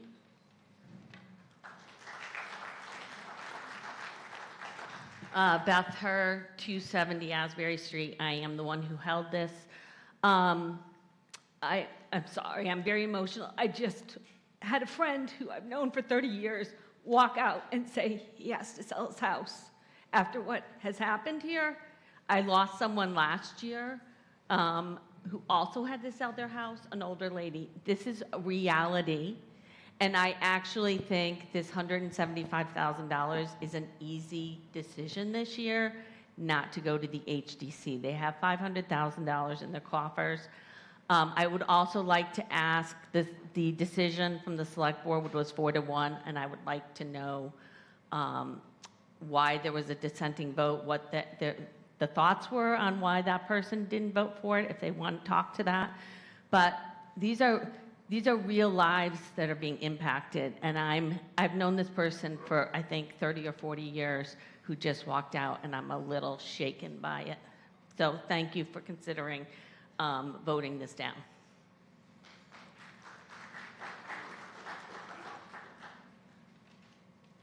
Ma'am? Deb Safford, to John's point, you say this is a normal process to do this, but the fact that we vote on it every annual meeting means that we have the right to say no to it, even though it may have been done. And I think that's the point, is that if we have a lot of available money and they have enough to do the work that they're doing, we should be able to have the option to defer that money, as has been suggested, especially in tight economic times. And so I don't think that we should be gaslit in some ways for saying that we don't think that this should go to this entity. It's not against the HDC. It's just saying, maybe this is not the year to get the extra surplus.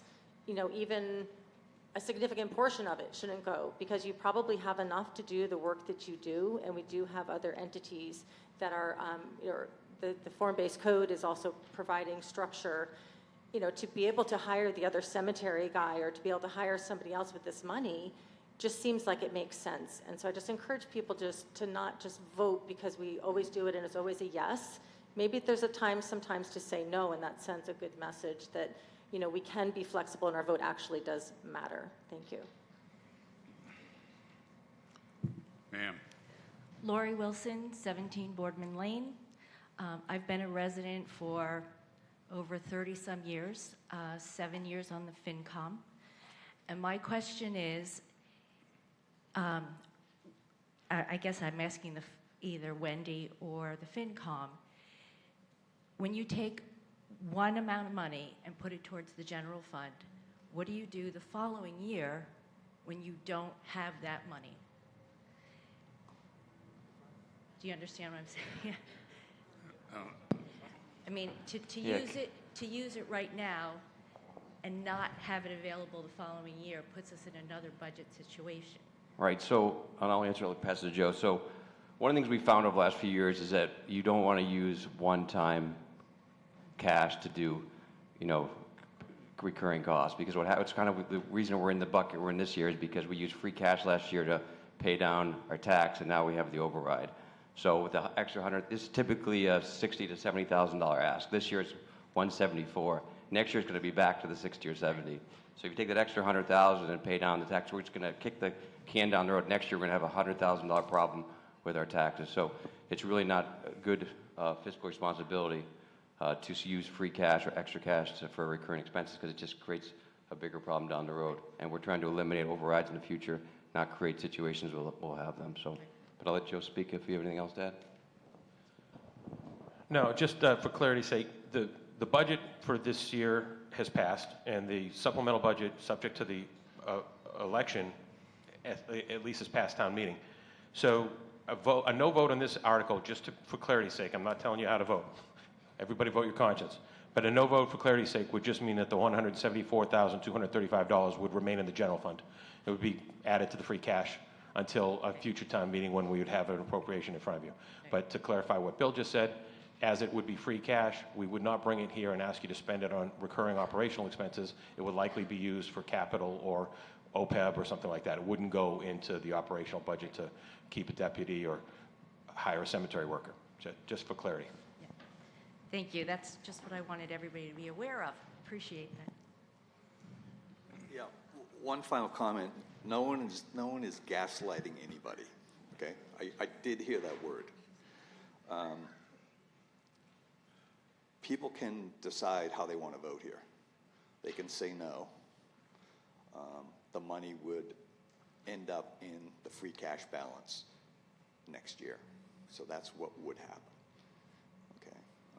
So my viewpoint is, let's try to promote economic growth in the town, which would potentially raise tax revenues in the future. If we don't promote economic growth, it's a missed opportunity.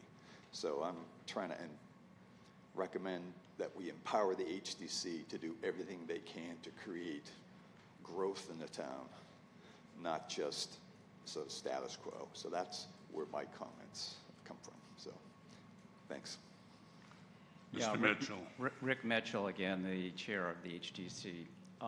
John's absolutely correct.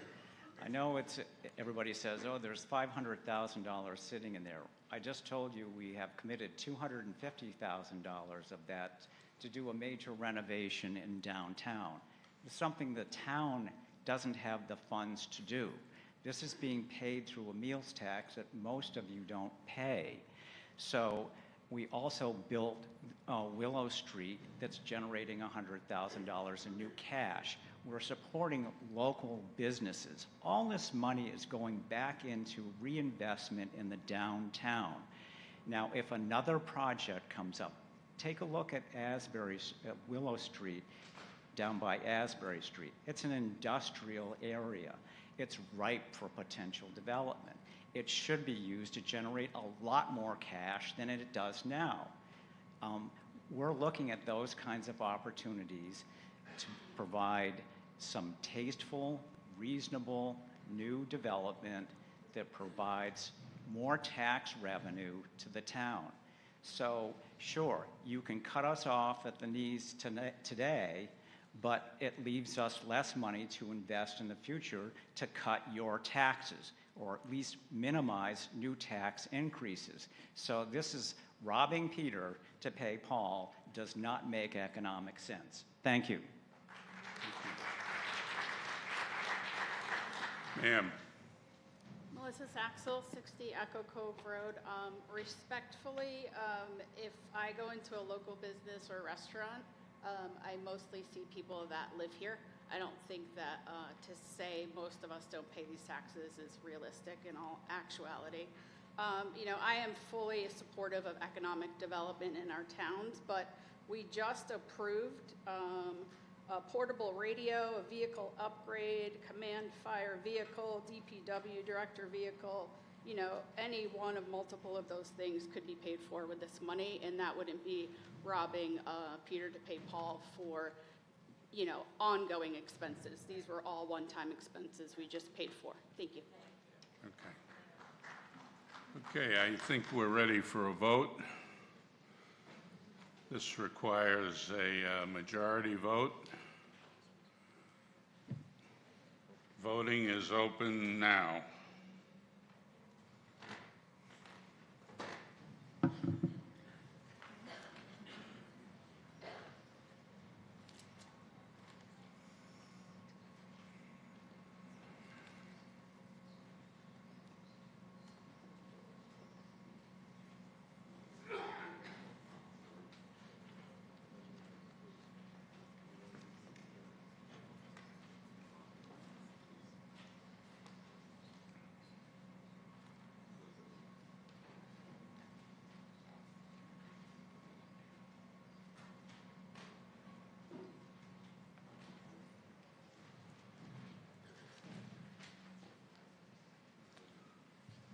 Voting is now closed.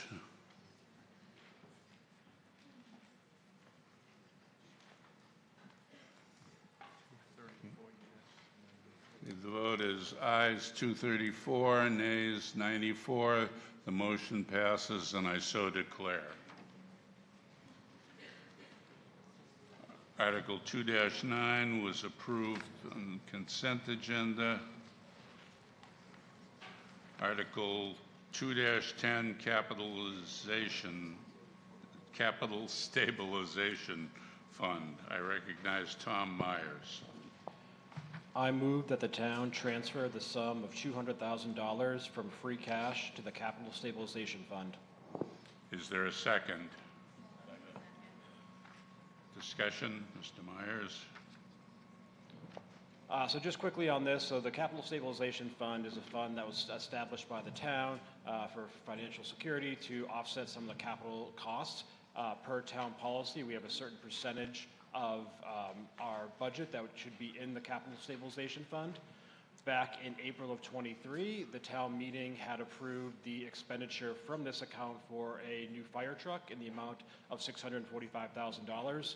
So we are trying to replenish the fund to get up to our minimum policy. So this would take $200,000 from free cash to move it into the stabilization fund per our financial policy.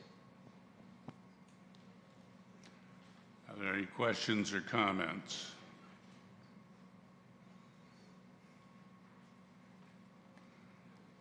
Seeing none, I think we're ready for a vote. This requires a 2/3 vote. I'll allow 30 seconds. Voting is open now.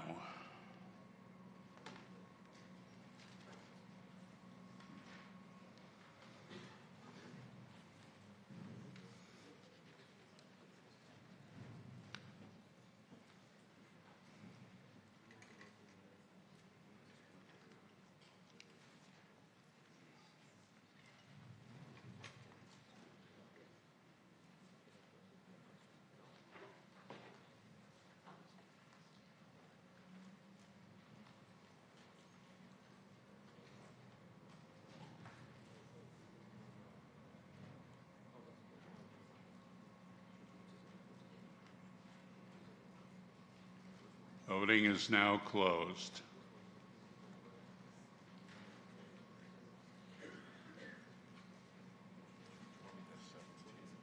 Okay, the vote is ayes 220, nays 17.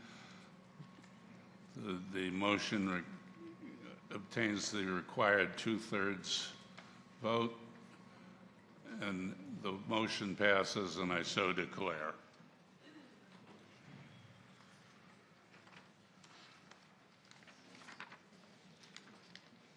Article 211 was approved in the consent agenda. Article 2-12, Hamilton Wenham Regional School District High School Roof Replacement Project. I recognize Bill Wilson. I move that the town approve Article 2-12 as printed in the warrant. Is there a second? Discussion?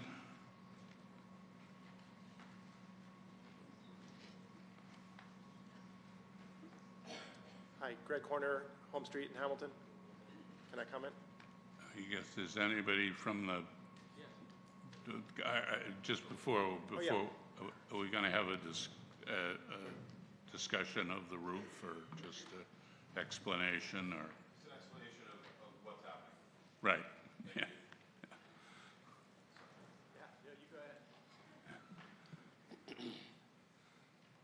Thank you, Mr. Moderator, for the opportunity to explain the high school roof project. Just jump right to the next slide. It's an overview of the high school, middle school roof. The area in gray is the projected replacement area. It's about 128,000 square feet of rubberized roofing and is closing in on 30 years of age. We've submitted to the MSBA for many, many years in an effort to get this roof repaired under the ARP program, which allows some financial granting back from the MSBA to offset the costs. Of all the building roofs in the town, in a school district, this is by far in the worst condition. This year, the MSBA invited us into the project, actually last year, and they have committed to approximately 45.51% reimbursement of the project costs. Next slide, please. So this is an early estimate of the costs while we're working through feasibility and schematic design. It outlines a $4.3 million reimbursement by the MSBA. But there's even better news. Next slide. Back in March, the project went out to bid in hopes of having a clearer numbers for our town meetings. On Monday morning, we met with our OPM to review the bid documents for the high school roof, and these behind me are the most up-to-date costs for the high school roof. As you can see, the actuals were about $3 million cheaper than the original estimate. Why? That was my question to the estimators as well. Estimating for public projects has included a substantial buffer in initial cost estimates due to potential financial risks at the time the project would be executed. These risks include inflation, instability in construction markets, and pending price increases in oil, which is a key component for materials like rubber roof and sealants. Next slide, quickly. And then this is a slide that was prepared before the bids when we were trying to figure out the overall cost. But there are some of the variables that were presented to us by the designer and our estimates. Age, size of the roof are important factors. Also, hazardous materials have been identified, both lead and asbestos. So that does increase some of the costs. And we're also subject to state prevailing wage, which generally results in higher hourly rates for workers than on other non-commercial projects. And then slide 5. Last one. One question that should immediately come to the top concerns the language and figures in this article. The article and subsequent motion were pre-approved by our attorney, the MSBA, and the bond council before we opened up the actual bids. Unfortunately, we're unable to make changes to the number tonight, this morning, because we didn't have enough time to secure updated approvals from the MSBA and bonds council, which takes several weeks. This is similar to the high school athletics projects where we approved approximately $15 million but only took on a bond totaling $10 million because we had several community-based offsets. I just wanted to explain that for people why the number wasn't dropped with the cost, but the $7.3 million is what we're really looking at. So thank you for the opportunity to present and happy to take any questions. Sir. Thank you. Greg Horner, Home Street. When I hear about a new roof project, it's probably boring for a lot of you, but I think it's exciting because I think about revenue. I think about the cost savings we've seen at the library from having solar there, and the high school roof is a really, really great place for solar. Big flat areas, no shade, obviously. So I wanted to just ask, what's the plan for solar there? And specifically, does the planned roof renovation include funding to maximize the area of the roof that is solar ready? I understand some areas need cost expenditures to reinforce the strength of the roof to handle the extra weight. And second question aligned with that is, are you planning to maximize the revenue through solar power?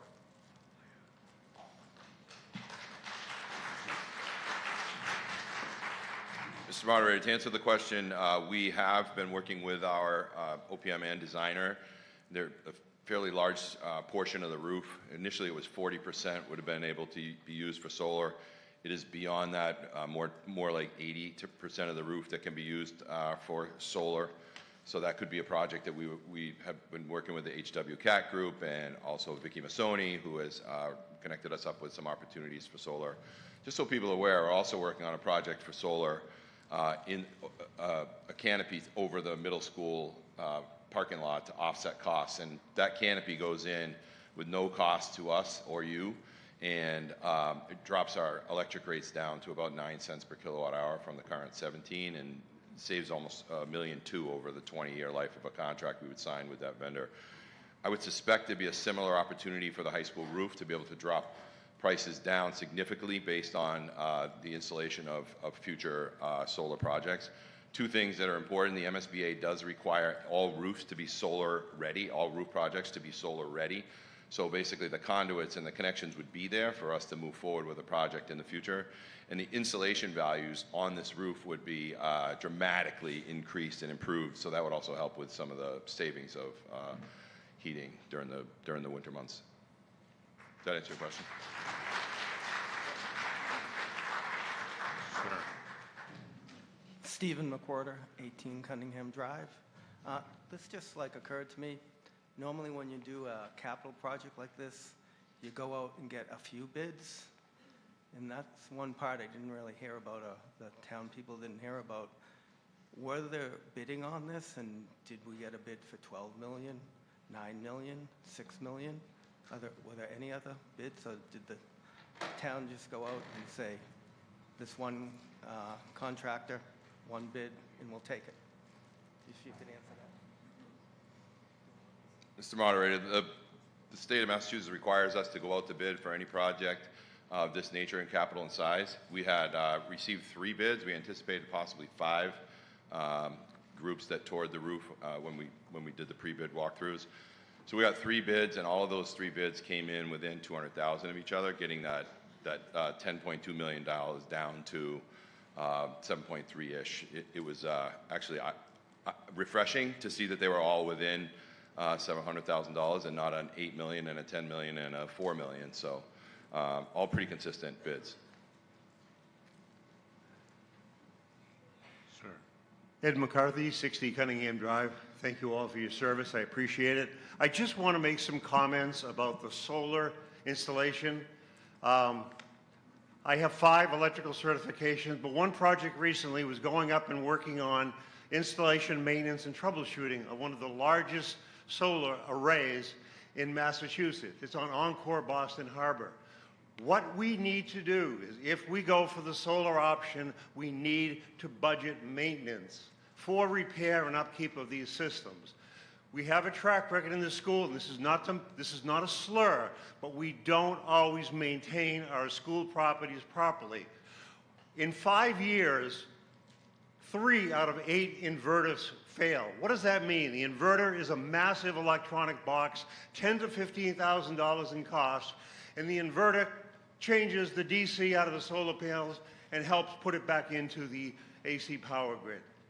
Inverters fail, panels flip out, they do tear the roof, they damage, and there's a lot of good to be said about solar, but as the guy who's up on a rooftop in February, in 50 miles an hour wind, repairing broken connections, testing inverters, they do require maintenance, just like your car, just like you have to maintain your car. This is a very, very important point. It's totally been overlooked, so we have to budget the money for maintenance, repair, and upkeep of this system. We're adding a new electrical distribution system to the school, and just like any other system, plumbing, roof, windows, it has to be repaired and maintained, and I hope it's something you won't overlook. Thank you very much, and thanks for all you do. Sir. Ted Ober, 10 Gale Ave, and I'll just be brief, but I'm all for fixing up the buildings. I think that's great that we're getting to do that. I guess a question I have is, we heard over the last year how poor Winthrop and Cutler are. So I just was wondering why the decision was made, which I'm all for, but to do this versus what I thought were two other schools that were in tougher shape.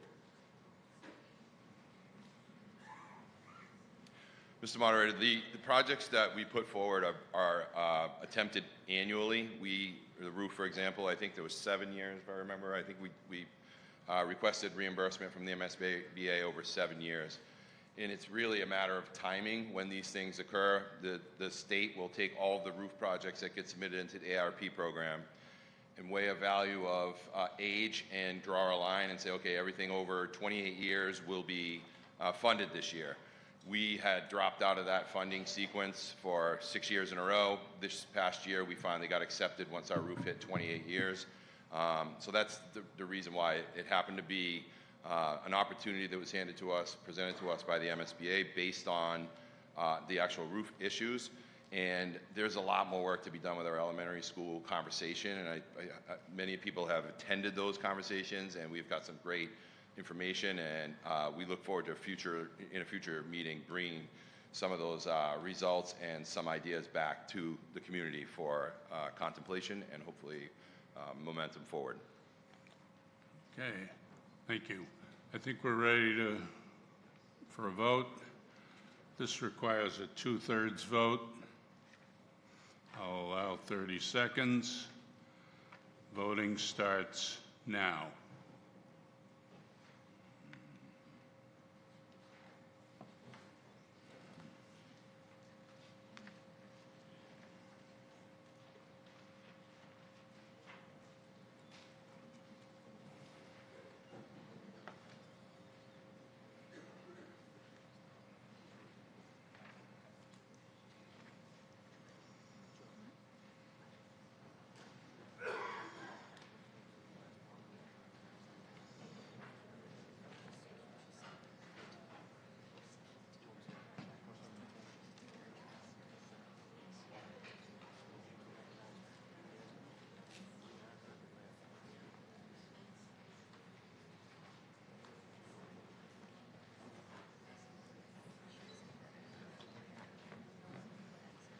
Voting is now closed.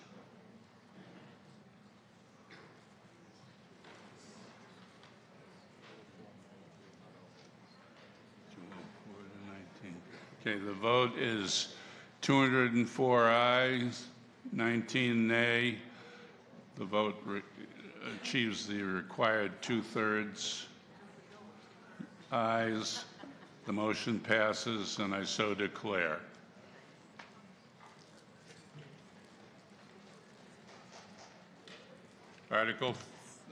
Article 3-1, sale of portions of Patton Homestead property. I recognize Rosemary Kennedy. I move that the town approve Article 3.1 as printed in the warrant. Is there a second? Second. Discussion, Rosemary Kennedy. So I, first of all, want to say that I have been privileged to be a member of the Hamilton Task Force in terms of discussing what will be done with the Patton Homestead. First of all, we are the generals and paying tribute to the townwide paying tribute to General Patton and in general to the Patton legacy. Is there a slide of the property? Okay, great. Okay. So the Patton Homestead was generously donated to the town of Hamilton in 2012. The gift comprised of 27 acres. The land bordering the Ipswich River to Asbury Street included the Patton home, known as the Homestead. It was built in 1786 and includes a barn and stable and has been in the Patton family since 1928. The 2012 donation included the approval to allow for the town to sell 4.4 acres to be residentially developed as property tax revenue, now known as Patton Ridge. This historic property, as a gift to the town, was nationally significant because it has the unique history of having been the home to two famous American generals. Mrs. Joanne Holbrook Patton, who donated the property, had a national reputation as a champion of community service and philanthropic leadership. The Patton family is defined as one of the most significant families in American military services history who honored military service, valued education, family, civics, arts, environment, and athletics. Mrs. Patton called Hamilton her home after living in over 40 homes around the world as a military wife, and upon the retirement of her husband, who had grown up at the homestead. She was the wife of Major General George Smith Patton IV, who served in Korea and Vietnam, and the daughter-in-law of World War II General George Smith Patton Jr. and Beatrice Eyre Patton. Her many local causes, including restoring the sustainability of the Hamilton Wenham Community House, intellectual disability services, veterans, and the arts. The essence of Mrs. Patton's homestead gift was to provide Hamilton and the public at large a place to remember service, the environment, and to support a community of goodness across all aspects of American life. The proposed sale by the town of Hamilton is to honor the spirit of the Patton Homestead 2012 donation with the objective of ensuring 3.23 plus acres of the historic building location is utilized to support the public, veterans, and first responders and their families, preserve American Armed Forces histories, and share leadership principles managed by a dedicated nonprofit mission dedicated to the Patton family legacy. It's also to relieve the financial burden of Hamilton's annual municipal expense of maintaining and financing the improvement of the historic building's use and the surrounding 3.23 acres where the Patton family home is located. The plan is to keep separately and protect all the remaining 19-acre land parcel originally donated by Mrs. Patton as the town of Hamilton public open space. This includes the open meadows, pond, trail access to the Ipswich River, including the unique Patton River Nature River platform. Of note is the connection of this open space to the Asbury, Essex Street County Greenbelt connecting trails and the Iron Ox Farm, all of which was originally Patton family land. The town is extremely grateful for the Patton gift. We have discovered, however, that we do not possess the resources, both financial and personnel, to properly maintain the property in a way it deserves. And so we have faced the necessary choice to sell part of it. The Patton Foundation simultaneously has come forward with a willingness to purchase a portion of the property. The Patton Foundation was founded by Helen Patton, a daughter of Joanne Patton, and the service of the legacy of service would continue to the Patton family. Just a brief history, a brief explanation of the Patton Foundation, of whom we've all been privileged to meet the president thereof, Jeff Wells. And the mission of the Patton Foundation is to lead from the front. It's to continue the Patton legacy of service through creativity, inspiration, and education, restore and enhance the image, virtue, and purpose of America. Focus on veterans, active duty military, first responders, and their families. Rekindle and share the true heart of American patriotism. Expand Patton's Third Army to include us all, and unite in strength, freedom, and dignity. Specifically, the Patton Foundation will focus on 7 key pillars: honoring and protecting history, arts and literature, conflict resolution, youth awareness and inspiration, education, health and well-being, and provide veteran services and outreach using the motto, "The soldier is the army." And so finally, the process for the sale. The town needs to adhere to the 2012 gift agreement provisions. It must first be offered to the immediate family, the Patton family members, who are Joanne Patton's children. If they decline, the town may sell a portion or the whole property. We have outlined the plan to sell about 3.3 acres, and you can see that highlighted on that slide up above. Again, the open space will be maintained for town use. If the Patton family members decline to take back the gift, the town may sell a portion of the whole property. In the event of a sale, 50% of the proceeds are retained by the town, and 50% are allocated to the surviving Patton children. If the town meeting today votes to allow the select board to sell a portion or all of the homestead, we will first complete a survey and appraisal of the property and then send it out to bid. The highest bid, within the confines of a preferred future use, would have an opportunity to purchase. The select board has voted in favor of the sale, and we ask the town meeting to vote in the affirmative. Thank you. I recognize John McGrath.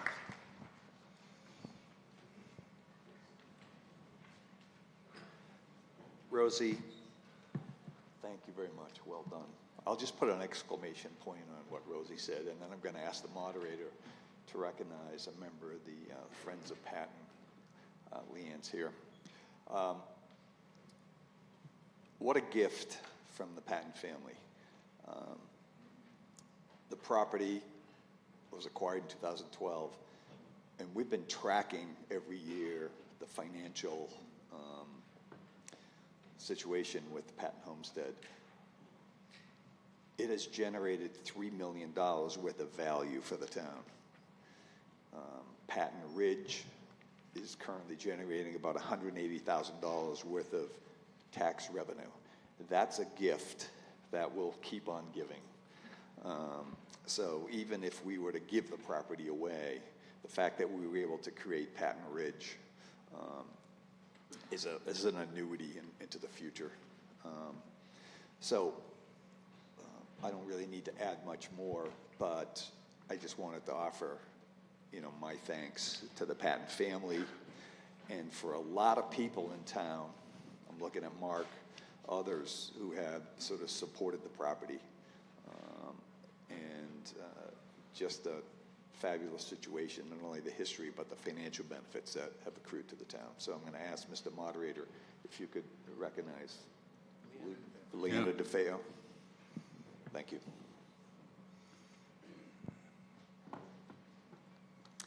Good morning. My name is Leandra DeFeo. I am president of Friends of Patton Homestead and also a Hamilton resident. Friends of Patton Homestead is a nonprofit that was formed to help support the town in the use of this property. But as Ms. Kenny mentioned, the town has worked diligently to make the best use of the Patton Homestead. It just doesn't have the capacity to manage this historic property. I was first introduced to Jeff Wells, the president of the Patton Foundation, about a year ago. Jeff is an Army veteran and leads several veteran-focused nonprofits. Getting to know Jeff and the foundation over the past year, the board has been very impressed with their work. He has made the trip to Hamilton from Texas 3 times over the past year, bringing fellow board member and retired 3-star general Robert Nathing. Both have a proven record of raising millions of dollars for their nonprofits and are dedicated to veterans and the community. In their own words, the Patton Foundation exists to honor, preserve, and activate the Patton legacy in a manner that is historically responsible, publicly accessible, and sustainable. For example, they built a veterans center in Texas that is run mainly by volunteers and offers free veteran services. The foundation plans to use the homestead to house a Patton archive, which would be a central repository of all Patton-related artifacts and documents, a historic landmark with tours and a place for veteran services. It would be an active part of the community and open to the public. They have already met with many stakeholders in the area, and they are really dedicated to being part of this community. The Patton Foundation's plan for the homestead aligns with the spirit of Joanne's original gift and our organization's mission to preserve history, honor veterans, and welcome community. The Foundation's proposal to the town states, our intent is to preserve the historical integrity of the homestead, activate it as a living educational space, and ensure that the legacy of General Patton and his descendants remains accessible and meaningful for future generations. We believe the Foundation is uniquely positioned with historical expertise, committed leadership, and public interest support to fulfill this role responsibly and respectively. My board of the Friends of Patton Homestead believes the Patton Foundation, which is directly tied to the Patton family legacy, as it was founded by Helen Patton, is invested in improving and maintaining this property's historic and cultural legacy. We are excited for the future of the homestead with the Patton Foundation and unanimously endorse this sale. Thank you.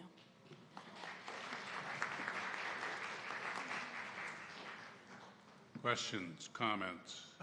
Mark Johnson, on the Patton, Friends of Patton Homestead, part of the select board when we accepted the gift, and worked very hard for the first 5, 6, 7 years of the Patton,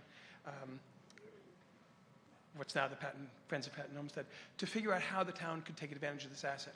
And every solution that we had bumped into two big hurdles.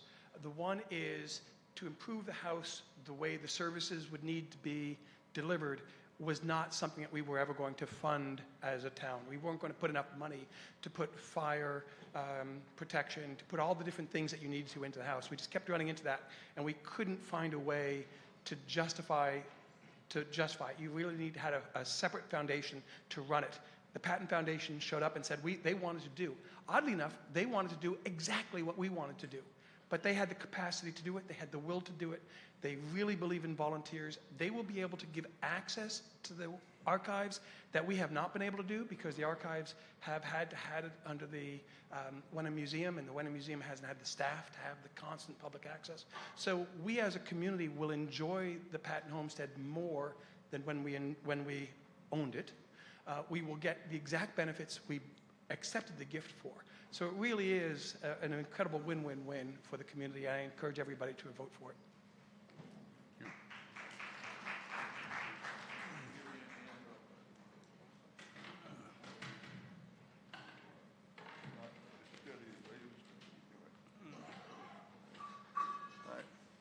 I'm Forrester Clark of 308 Sagamore Street, and I hope you don't mind if I don't read my speech. As the governor of California said, I'm slightly disabled mentally. Just so you keep it under three minutes, It's easier Tim. if I just take it from the top as I was thinking about it. Joe, I know how hard you worked on this, and a lot of other people, I know how hard they've worked on it too. I'm all right. I'm not going to fall anymore. Thanks. Appreciate the effort. But the fact is that, and by the way, trying good news, bad news, I've found since my accident that I can't stand more than 5 minutes, so that's the good news. The bad news is that I do have a couple of comments to make. I felt when I walked in and I saw everybody talking, I said I made a mistake. There's another Irishman in front of me from like the legislature telling me how to vote. And I don't know whether I want to put up with that, but I'll get used to it pretty quick.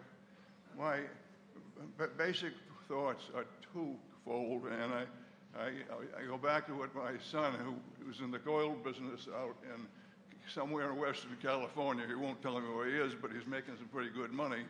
And he said, you're going to sell the Patton property or even a part of it? He says, you're selling the mother lode. You don't want to go out and do that. That's what's been the part of, ever since he grew up in Hamilton, and quite frankly, since I moved to Hamilton, if I live long enough, I will have lived here 90 years in the coming fall, in November 30th, which birthday I proudly share with Winston Churchill and Gary Player. I think two people that I respect very much, and I like to share my birthday with them. But the Patton property and the name that has gone with it has gone through the town. We're known as the generals. We have an attitude that is outstanding in the way of how to live New England and how to be New England and how to behave like it. And I don't see any reason why we should sell that out. How would you all feel if New York decided to sell Ellis Island to some foreign country and keep the statue down there? You'd feel about the same way as I feel about the idea of selling out the Patton property, or even a portion of it, to somebody who I really don't know why the hell they want to move up here and have any involvement as long as they run out of land in Texas and they got some kind of a problem down there that they want to come up here and enjoy our fun. Now, that's the way I kind of looked at it. And the second thing is that if you're going to sell it, I mean, I lived in Texas for 4 years at different times. I went to the Army school in Fort Worth, Texas, not Fort Worth, in El Paso, Texas.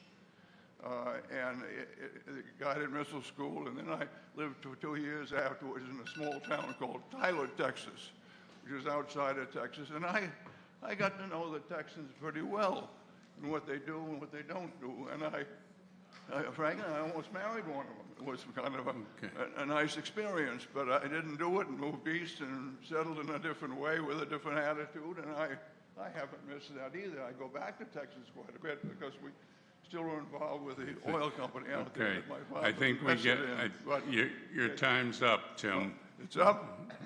Just getting to the second point. I don't understand why you want to sell out. If you're going to do it, pick out a group to sell to. You've got 30 Texans in it with different ideas. Okay. None of them have ever been to New England, much less Hamilton. Okay. We're going to sell out to them? That seems to me like a... I think it's been 5 minutes, Tim. Thank you. Thank you.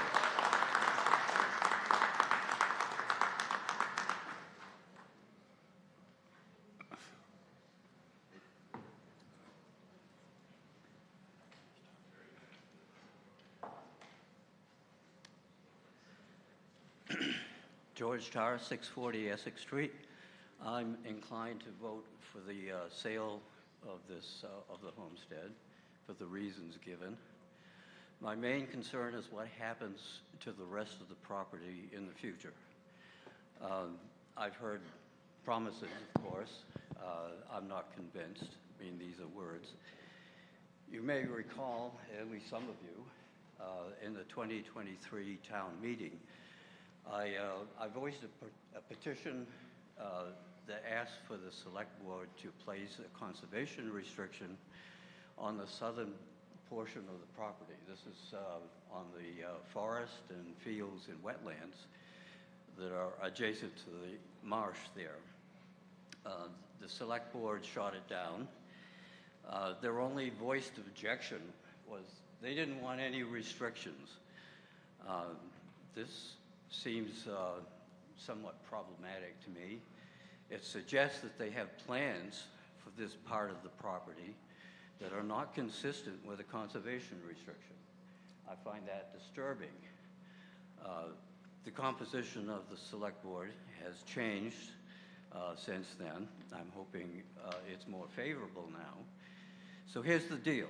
If the select board will say that it's willing to negotiate a conservation restriction as described in the 2023 warrant, then I will vote in favor of selling the homestead. Okay? Oh, and one other thing, Mr. Moderator. Doesn't this require a 2/3 vote? It doesn't say so in the warrant. No, it doesn't. It's a sale of town property. We'll let town council address that. Thank you, Mr. Moderator. Pursuant to General Laws, Chapter 40, Section 3, it's a majority vote. It's only a 2/3 vote to sell town property if that property was acquired by eminent domain. In this case, the property was gifted to the town. Thank you. I think we're ready for a vote. So, Mr. Moderator, could I just make a quick comment in response to George Tarr's comment? There has been no decision about what would happen with the remaining open space as far as the circumstances are now. It is expected to remain open. I do not believe that there would be a lot of potential for development there, as there is significant wetland in that area. And it is the intention, as we sit here today, to keep that remaining 19 acres open for the benefit of townspeople. Okay, ready for a vote. This requires a majority vote. We'll allow 30 seconds. Voting opens now.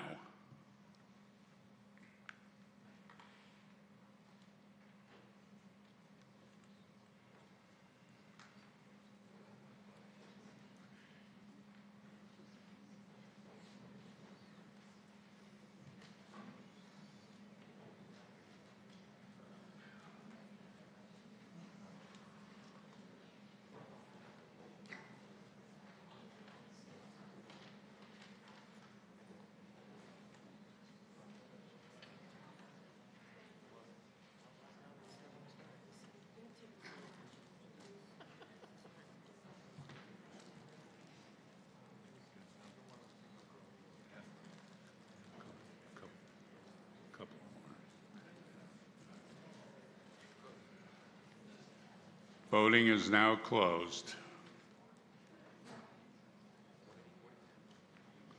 Okay, the vote is that 184 aye, 10 nay. The motion passes, and I so declare.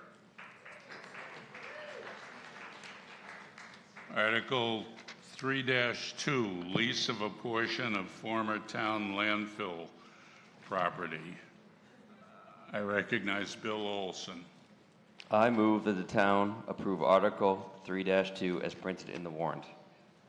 Is there a second? Discussion. Yes. So Article 3-2 and 3-3 are related. They are regarding a town property we affectionately call the Old Town Dump. If you remember, years ago, we undertook a study to see how we could monetize or get revenue out of that property. And due to significant environmental and ecological and geographical considerations, there wasn't much use of that property. But we were determined to still get revenue out of it. So we did years ago build a solar array. And every sunny day we get revenue to the town. There are also 2 leases we have on that property. One is for the Rod and Gun Club, and one is for the Miles River Marsh Rats. 2 gun and shooting clubs have been good tenants of ours. These 2 articles are to extend their lease for 20 years. We met with them and had discussions and determined that in order for them to have a stable membership and invest in the property and invest in those organizations, they need to have a longer term lease. And we thought it would be appropriate to sort of memorialize that relationship for a longer term and get some guaranteed revenue and guaranteed partners of Hamilton. So these 2 articles are related to, we'll vote on them separately, but they're related to extending the first one is the Rod and Gun Club lease. The second article would be the Miles River Marsh Rats. Any questions or discussion?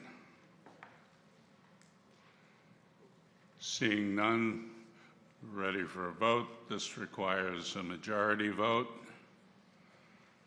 Voting, I'll allow 30 seconds. Voting is open now.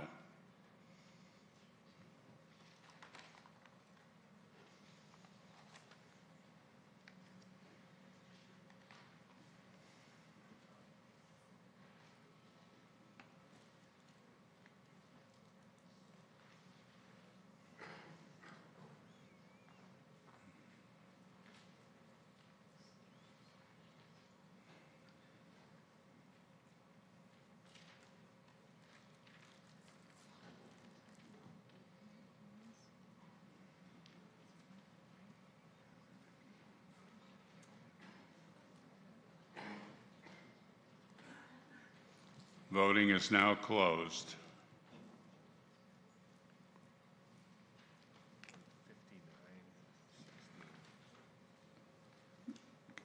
Okay, the vote is 159 yay, 16 nay. The motion passes, and I so declare.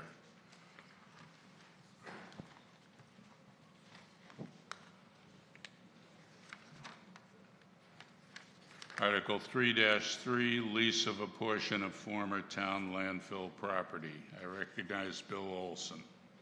I move that the town approve Article 3-3 as printed in the warrant. Is there a second? Discussion? This is the second part. This is for the Miles River Marsh Rats lease extension of 20 years. Okay.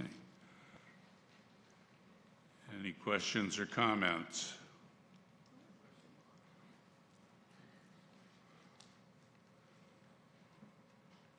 John Raymond, 62 Gardner Street. I have a question concerning who's going to be responsible should there be any hazardous cleanup from all the lead shot and lead bullets that are going to wind up being in this down the road. Okay. Joe Demelowitz.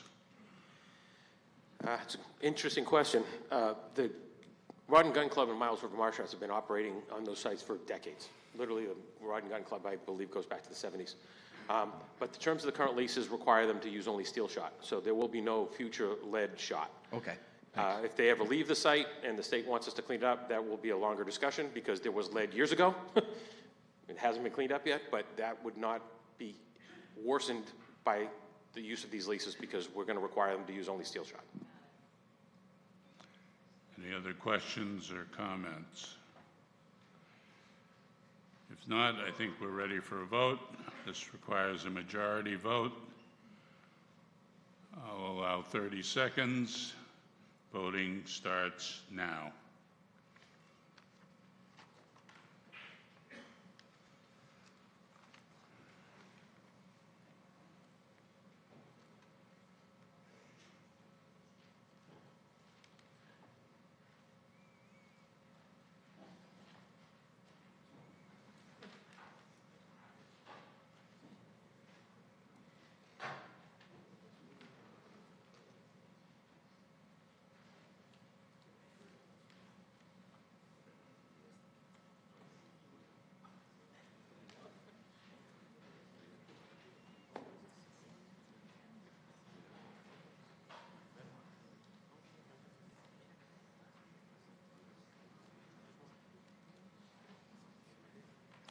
Voting is now closed. 157, 18. Okay, the vote is yeas 157, nays 18.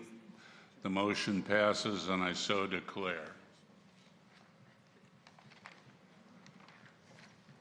Article 3-4 was approved in the consent agenda.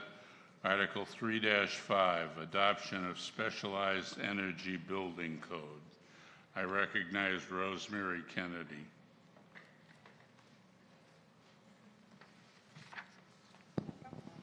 Sorry about that delay.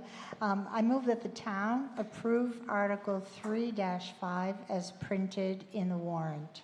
Is there a second? Discussion. Rosemary Kennedy. I'm here to represent the majority vote of the Select Board, and the majority voted against adopting this specialized code.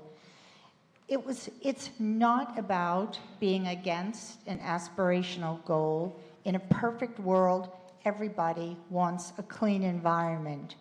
Our no vote is for giving homeowners the opportunity to decide for themselves, based upon their financial conditions, when and how much green infrastructure they will install.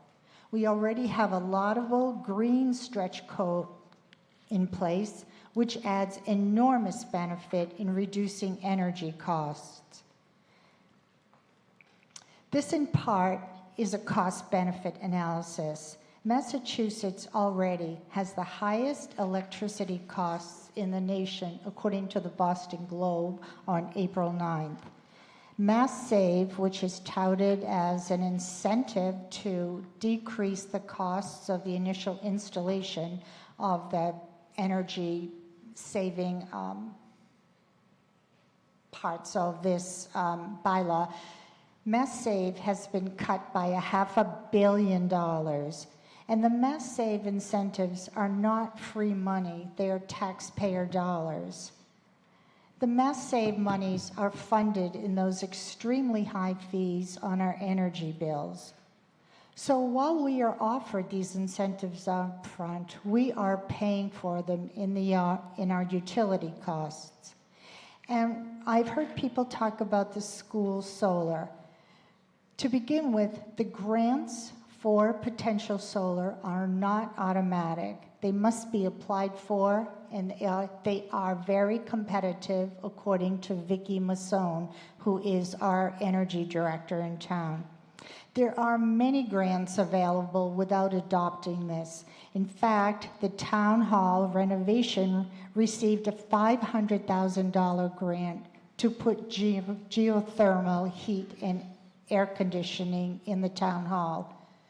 The school already has a program initiated for solar at no cost to the town. The company is installing the panels, and the result is the schools will save anywhere from 30 to 50 of its electricity costs. There's also a question as to which construction this specialized code covers. I think that's one of the problems and one of the concerns with it being so confusing. We're told that it covers only new construction of houses over 4,000 square feet, needing to be all electric with solar panels. In reality, all new construction requires solar, and at least the wiring at 40 amps throughout the building for future electrification. So what constitutes new construction? All new homes of any size, renovations over 1,000 square feet, the demolition and rebuild of over 50% of the existing floor area, and any detached ADUs. Costs vary. Obviously, in July 2024, a 2,000 square foot new home, the added cost, it was about $18,000, but that did not include upgrades to an electric panel, because in reality, a double wiring system is required. Other concerns, Rich Maloney, our building commissioner, has continually voiced opposition to the adoption, stating it's confusing and there's no standardization. The select board invited several local developers to come in and talk about this. Each and every one of them was against the adoption, stating it was confusing, onerous, and expensive. One developer cited a home in Winchester with a $4,000 electric bill from a heat pump. A resident in Hamilton on Bradford Road who installed a heat pump complained of a $670 electric bill in 1 month. So heat pumps, like electric vehicles, do not function well in extreme New England cold. So a second source of heat is required. A second vehicle is required. Further, the Northeast is prone to severe winter weather. A single source of energy through electricity is dangerous and impractical. The specialized code is not nirvana. Since 2021, only 16% of Massachusetts communities have adopted it. And the adoption process requires full compliance with no modifications, and when there are amendments, they too become mandatory. So in sum, using renewable energy is a laudable goal, but we must leave residents free to adopt their individual compliance as they are able. But to mandate it is burdensome, unpredictable, and unfair. We urge you to vote no at this time.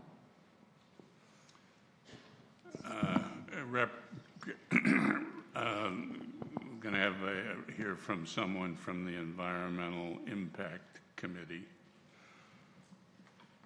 You can come to that.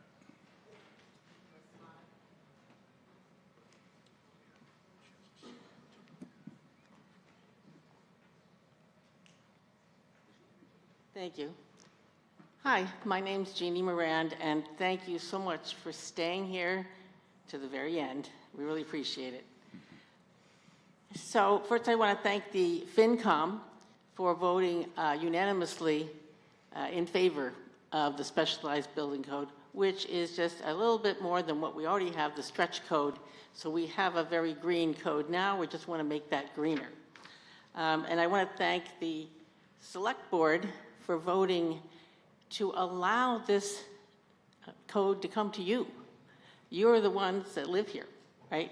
You're going to make the decisions about where we go in the future and how we are going to work on our Hamilton Climate Resolution,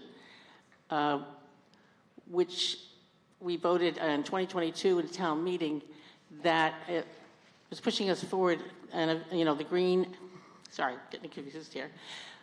But what we're trying to do is to be net zero carbon by 2040. Now, this is 10 years earlier than the state, which is going to be net zero by 2050. So we are going this way. This is the flow, the river that we're following.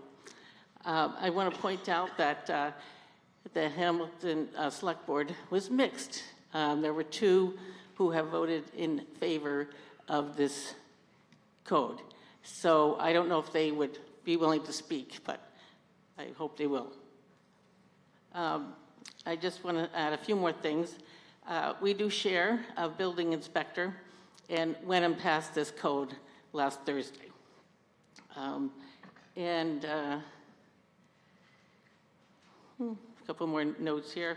The reason we call this fiscally responsible is because we are looking to become a climate leader.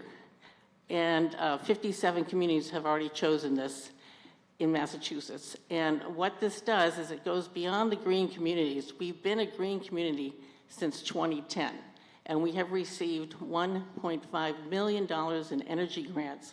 And you've been able to see some of the charging stations, the solar panels. What we don't see is the money that we're saving by these panels that are on municipal buildings. And as pointed out, we do have the array way out there, which is giving us 1 megawatt in credits. So why is this fiscally responsible? It puts us in a position to apply to be a climate leader, which we can do in June. We have to do this by June 30th. And then this will open up the possibilities of looking towards grants of $1.15 million. And we can do what we want with that money. It's an energy grant.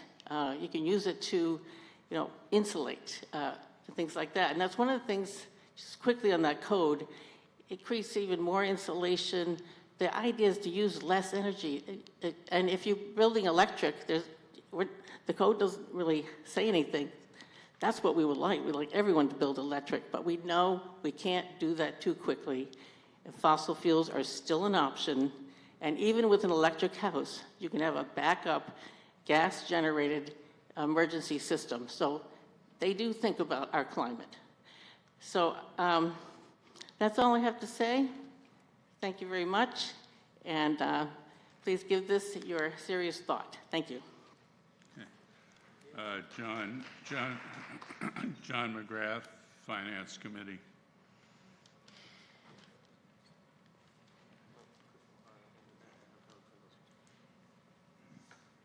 Good morning. Apologies, I'm not as good looking as John. As indicated by the non-unanimous vote of the Select Board, this is an issue that has real trade-offs and reasonable minds can disagree. The FinCom tried to take as much of a moderate approach to our recommendation here as possible. I'm just going to read the brief final summary in our write-up for the Book of Recommendations. This article presents a genuine trade-off. Adoption would impose additional construction costs on a small number of new homes and detached structures each year, introduces some risk through automatic adoption of future state code amendments, and may modestly affect housing production and development flexibility on existing properties. Those costs and risks are real and should not be minimized.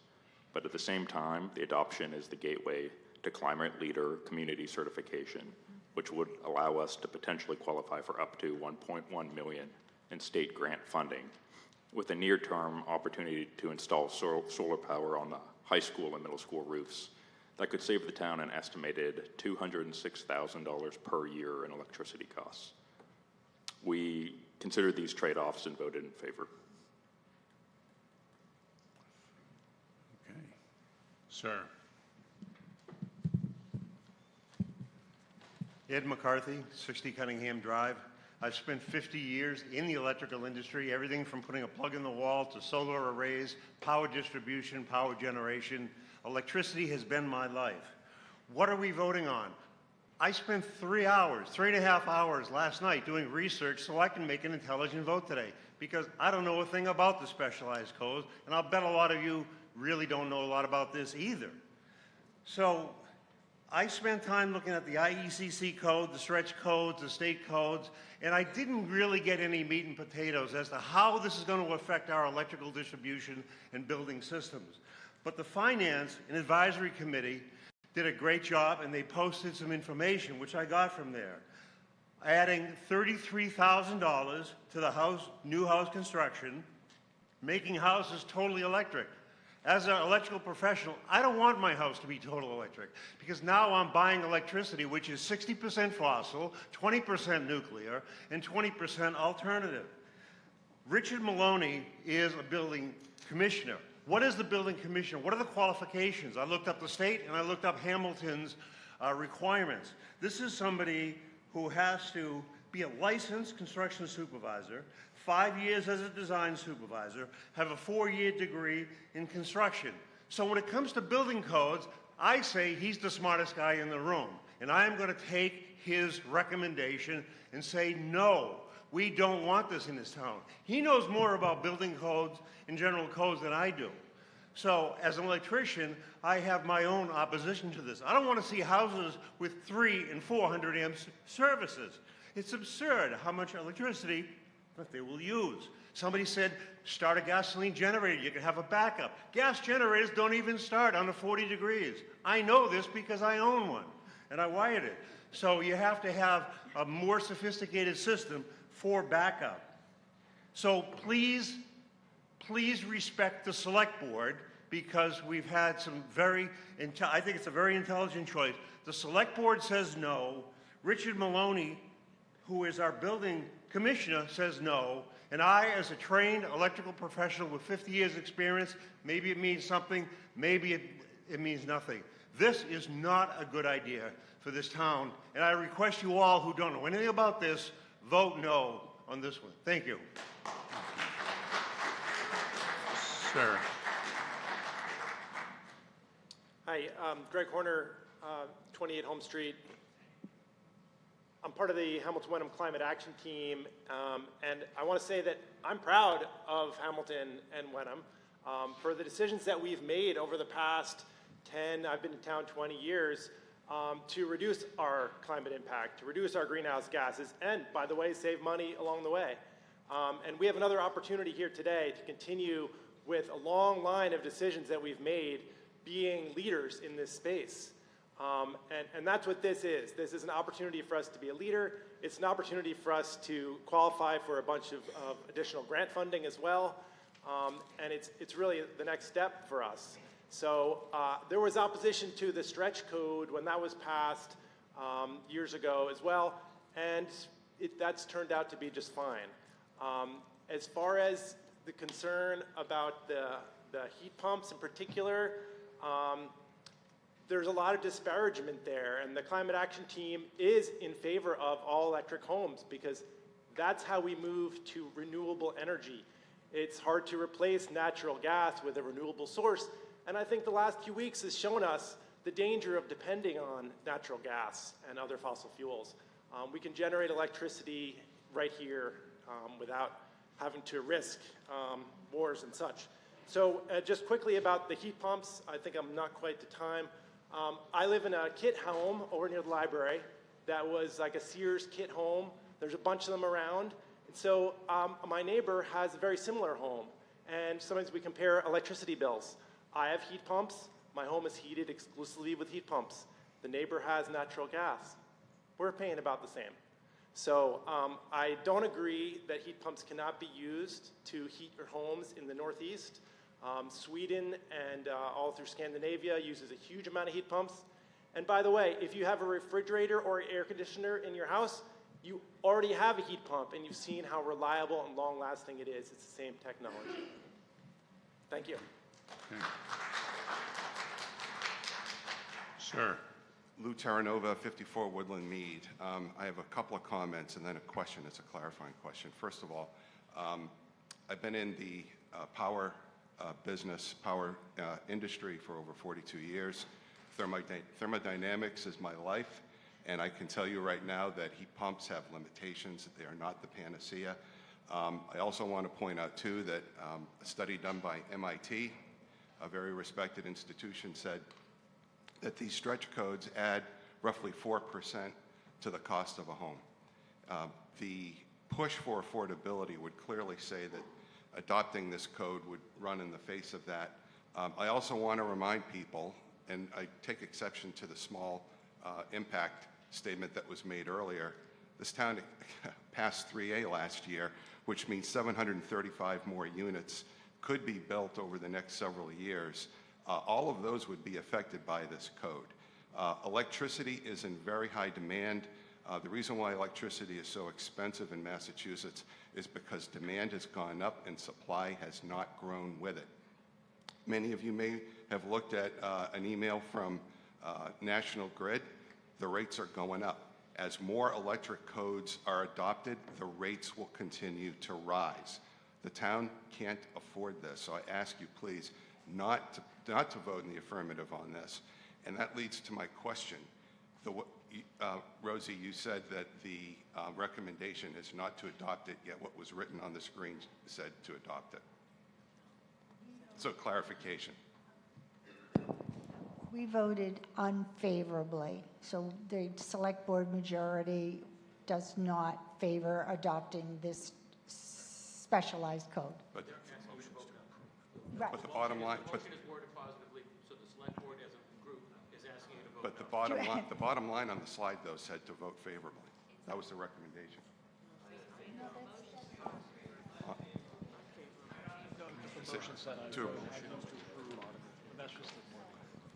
The motion on the floor is to approve the code. The recommendation of the selectmen was to not approve it. Okay. The recommendation of the Finance Committee was to approve it. All right. Thank you for Okay. the clarification. Okay. Thank you. Sir. Good morning, Warren Brown, 156 Gregory Island Road. I want to correct a few things that were stated about what is true and what is not. I live in Hamilton, built a house in Hamilton in 2023 to these codes. My house is fully heated and cooled with heat pumps.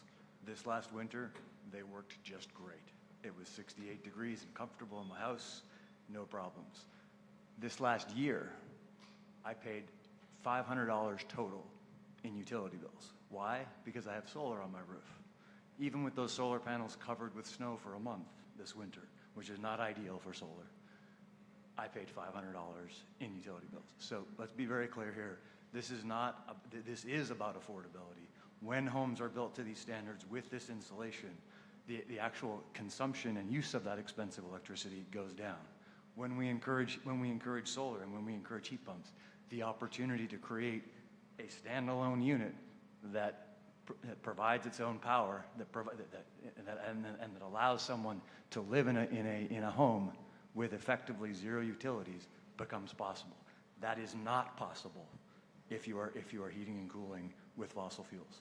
What this code is trying to do is to allow people to actually take ownership of their own utility generation, of their own electricity generation, and to have a sustainable house, not just sustainable from an environmental standpoint, but sustainable from an affordability standpoint.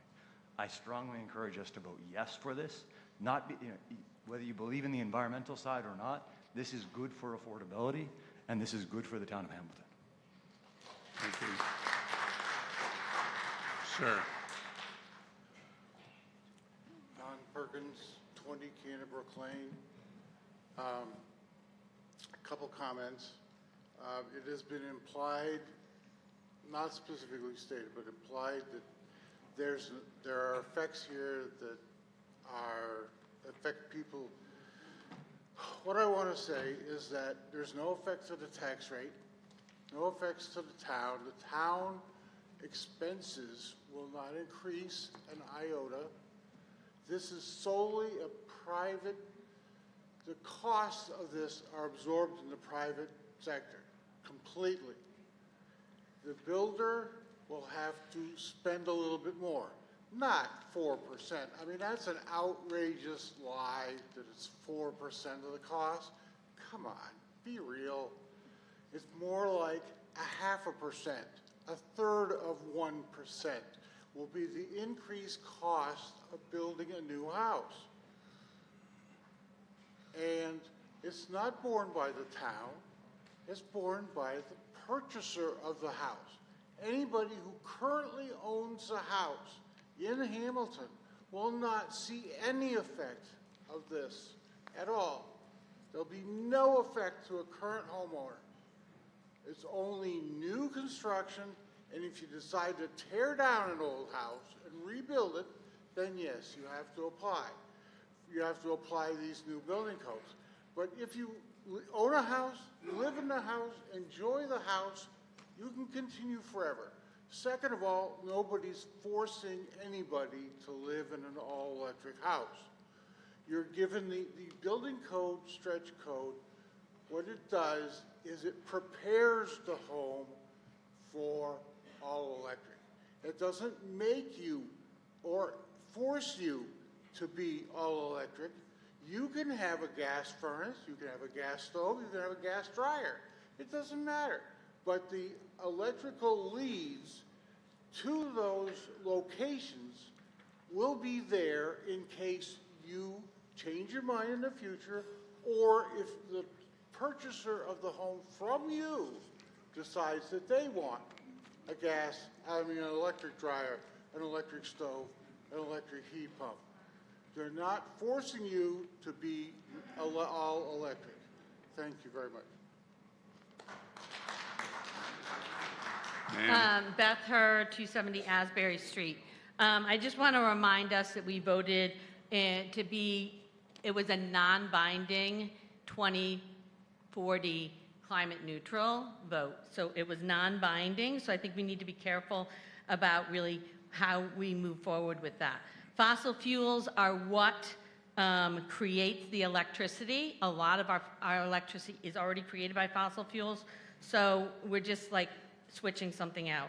It sounds like the solar for the high school and the middle school could be okay. It isn't necessarily dependent on this passing. One of my biggest concerns is the underlying metrics will change, and so there's things now that are not part of the underlying metrics that could become part of the underlying metrics. Let me tell you why you should be concerned, okay? Let me just read something that was sent to the Essex Town Hall in December of 2022 from National Grid. And it said RE, and it said rolling brownouts and blackouts. The Independent System Operator of New England procures energy to cover the demands of real time from the wholesale market. They released a warning earlier this year that if we could run into an exceptionally cold stretch, there could be issues meeting the electrical demand. If we run into that situation, there will be rolling blackouts become necessary. Okay, so this puts an undue pressure. If somebody wants to do it, great, but it could put an undue pressure on our grid that is already fragile. Okay, and so you might not realize you could be voting for brownouts or blackouts. And then he ends and he says, while I do not expect this to be an issue this year, I do think it's something for us to think about as we move forward in the future, especially as people switch to electric heating and electric vehicles. So I am urging a no vote on this stretch code. Thank you. Mr. Olson, you had something you wanted to say? Yes, I also wanted to comment just to try and clarify the confusion here on the select board side, right? So we as a select board applauded our climate action committee, right? They did exactly what we asked them to do, which was bring things to the town that would improve the town. So we didn't want to make the decision of ourselves to say, no, we want it to be the decision of the town residents. we voted as a majority to not recommend it because it's not clear what the code is and what the impact's going to be. And that's what we're talking about today. It's not clear. It's very confusing. It's a new code, and it's just not clear exactly what we're going to be agreeing to. And we didn't want to make our citizens agree to something that we don't even know what they're agreeing to, what the real impacts will be, right? So, but we also know that if we voted for, we might get $1 million to put solar on the. So we didn't want to take that out of the citizens' hands as well too. But the reason that at this point we're saying we think it's a good idea. We just don't think we're ready for it yet until there's more clarity on the code, and that's why sort of to understand why we put it on the warrant, but we recommended not voting for it. It's really put in front of you and hear everybody's opinion, which we appreciate what we're doing today. So I think. Well, I'd like to hear from the rest of the folks.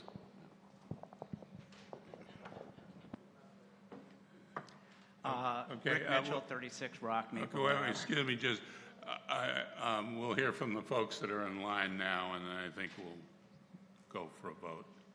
So, Could I, Bill, I would like to represent the dissenting view, as one person did ask us for that. Well, okay, well, I can't see you, so, okay, you could speak. I'll just go for it. I think that one of the speakers mentioned as well kind of the impacts of 3A. The specialized code would require new multifamily to kind of get up to the level that was already achieved with the project on Willow Street that Rick mentioned earlier as well. Like they achieved a passive house level. So the new specialized code would also require any new multifamily to get to at least that level that was already achieved by a nonprofit developer. So that's kind of a good thing for the town as well as potential future citizens and being able to manage energy affordability that would also come in. So I hadn't heard that spoken to. I thought it was important. Speaking from experience, my parents live in Maine. It's a little colder than here, usually about 10 degrees colder. They have an all-electric home. It's very well insulated. Air tightness really matters in this. So you have to look at the whole system, like the envelope included. They used to spend $12,000 to $15,000 between oil and electricity. They spend $1,000 a year now. They have heat pumps and solar. It's all electric. They have a backup propane generator that fires up in the cold whenever they need it. And so the EVs, they're getting smarter. People charge them at night when energy is cheap and abundant. They're not charging them at peak anymore. So the new construction aspect predominantly applies to homes over 4,000 square feet. So we build like 5 or 6 of those in this town every year. The $1 million in grant money that's available, that was what really attracted me into this and sort of why I agreed with FinCom and voted in favor of it, was because that grant money is currently funded and available from the state. It may not be there in the future, so time is of the essence. So that was my kind of like dissenting view to kind of round out the conversation. Okay, thank you. Now?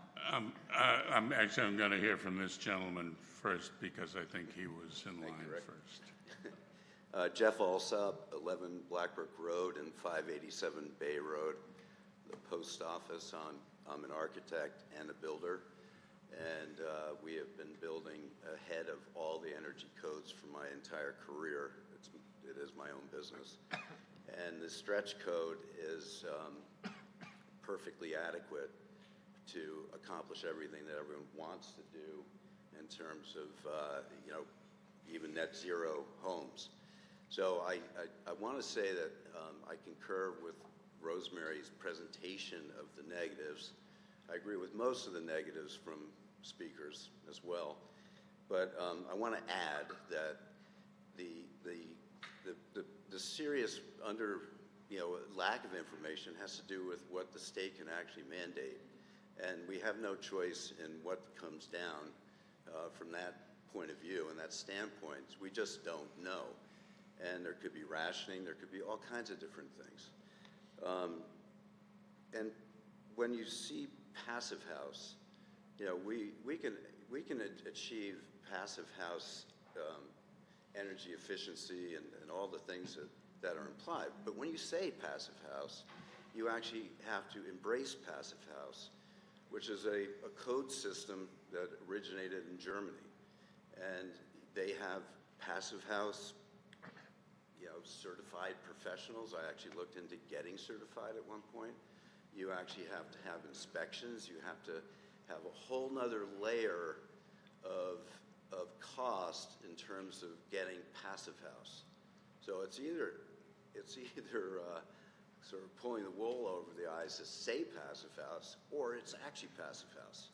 So all that new potential multifamily housing that is being contemplated will have indeed a high cost for meeting standards, and also, you know, it's already difficult enough getting permits and going through the processes of inspections. So layering that is actually a large cost, and a large cost in terms of time. So I do, and we just don't know about what this code is actually saying. So I encourage everyone to vote no. Thank you. Thank you. Mr. Mitchell. Thank you, Mr. Moderator. Rick Mitchell, 36 Rock Maple Ave. Among my many endeavors in life, I've spent more than 40 years in energy efficiency, working for consulting engineering firms specializing in energy efficiency for commercial, industrial, residential, and institutional buildings, and came out of retirement to take the climate resiliency manager job in the town of Ipswich. For me, this is totally a financial play, and I can see why the select board is confused, and many of you may be confused as well. So I have a few bullet points. I sent these to Dylan Patel, who's the Northeast Regional Manager of Green Communities. So this is verified information. Number one, under the stretch code that we adopted in 2011, which I helped push, we've received $1.4 million since 2010. We've reduced our energy costs cumulatively $850,000 since then. Well, our success in green communities now limits us, because we've joined the $1 million club, we can't get more than $125,000 from green communities unless and until we adopt the enhanced stretch code. If we do adopt it, we're eligible for $1 million in new grants and up to $150,000 in engineering, planning, and design grants. So here's the key issue that everybody seems to be arguing over. First of all, I just want to clarify for the board, this isn't coming out of Mass Save. These are regional gas payments that are made by the utilities into a fund for reducing their carbon footprint. It's not Mass Save. So first, verified by Green Communities Administrator, there's no impact on new additions or renovations for existing homes. Second, new single-family homes will have to meet the existing stretch code. And if they're not changing that, they can go all electric. The only time it impacts is under new construction where people want to go mixed fuel. They want to have propane, they want to have oil, they want to have gas. Then they have to meet a higher level of performance. They have to electrify the building, and they have to install solar. So yes, if you choose to build a new home in Hamilton, which we do 3 to 5 of a year, and that's going to cost you probably about $1.5 million if you're building a new home without any of these, they were going to add in solar if you choose fossil fuel to have in your home. So for me, Time this is is a up, financial play. Thank you. Okay. Ma'am. Thank you, Mr. Moderator. I believe I was the last person in line when you called it the discussion. I believe the woman over there has already spoken. My name is Sandy Fisher, I live on Greenbrook Road. I'd just like to say that I am and have always been for conservation, recycling, composting, way before it was popular to do it. We've done much to insulate our home, replace windows, all of that, and regularly receive those mailings from National Grid saying, you're a great energy efficient home, you use way less energy than your neighbors. This is my choice. This is what I want to say, is my choice. And if I want to make my home 100% electric or not, that's my choice. And for anyone who wants to be green and do that, I want to do as much as I possibly can as a citizen to do that. But I want to say that this is about our choice to choose what we do. And I really appreciated that The gentleman who mentioned that 60% of electricity generated comes from fossil fuel, 20% from nuclear, and so on. So our green, using electricity, is just taking it off into someone else's backyard. That electricity is generated in someone else's backyard. The solar panels have a life expectancy. We could go on and on about it, but you have to look at the whole picture. I can't help it. I have to look at the whole picture. I would urge everyone to vote no against the stretch code. People are free to choose what they want to do, and let's let it be that. Thank you very much. And I do applaud anyone who's doing everything to conserve. So thank you. Okay, thank you. Okay. Jeannie Moran, 21 Garfield Avenue. I just want to clarify a couple things. Builders have said 200 amps will be fine for having it electric ready. Again, it's a new build. It doesn't affect homeowners as you're sitting here unless you decide to take your own house down. But it's not affecting us as we sit here. The other thing is about the green. Now, this is really, really important. So we have a CCA, Community Aggregate Program here in Hamilton, and you can choose green energy today if you go to the website off of the town hall. And this is what I've done because I have an electric car, and so, obviously I don't want dirty electricity going in. It does cost a slight bit more, but it's worth it for me.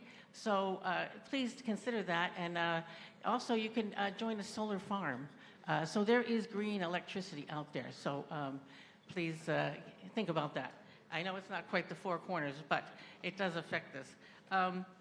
The other thing is just one other comment that was made. The homes we are being told that are being built here are like 2 million, 2.5 million, and even a builder said, well, it's not that much to add the green part. So the last thing is, of course, why are we doing this? Why do we even have a climate resolution? It's because of climate change. And if you follow any of this stuff with the parts per million CO2, you'll know that for 10,000 years we had about 260 ppm. I just checked. It's now up to 431 ppm, and this is after we were told 350 ppm. So we've got to do what we can. Please vote for this. Thank you. Okay, thank you. I think we're ready for a vote. This requires a majority vote. We'll allow 30 seconds. Voting starts now.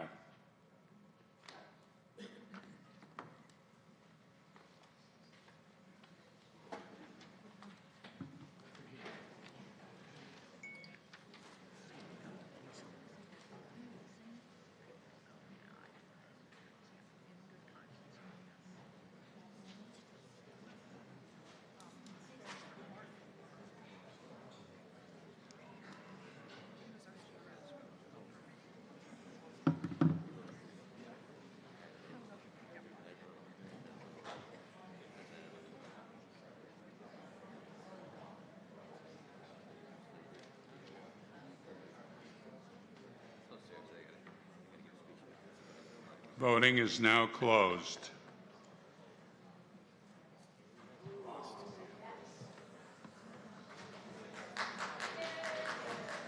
The vote is yeas 79, nays 86. The motion does not pass, and I so declare. Is there a motion to dissolve? Is there a second? All those in favor, please say aye. Aye. This meeting is dissolved.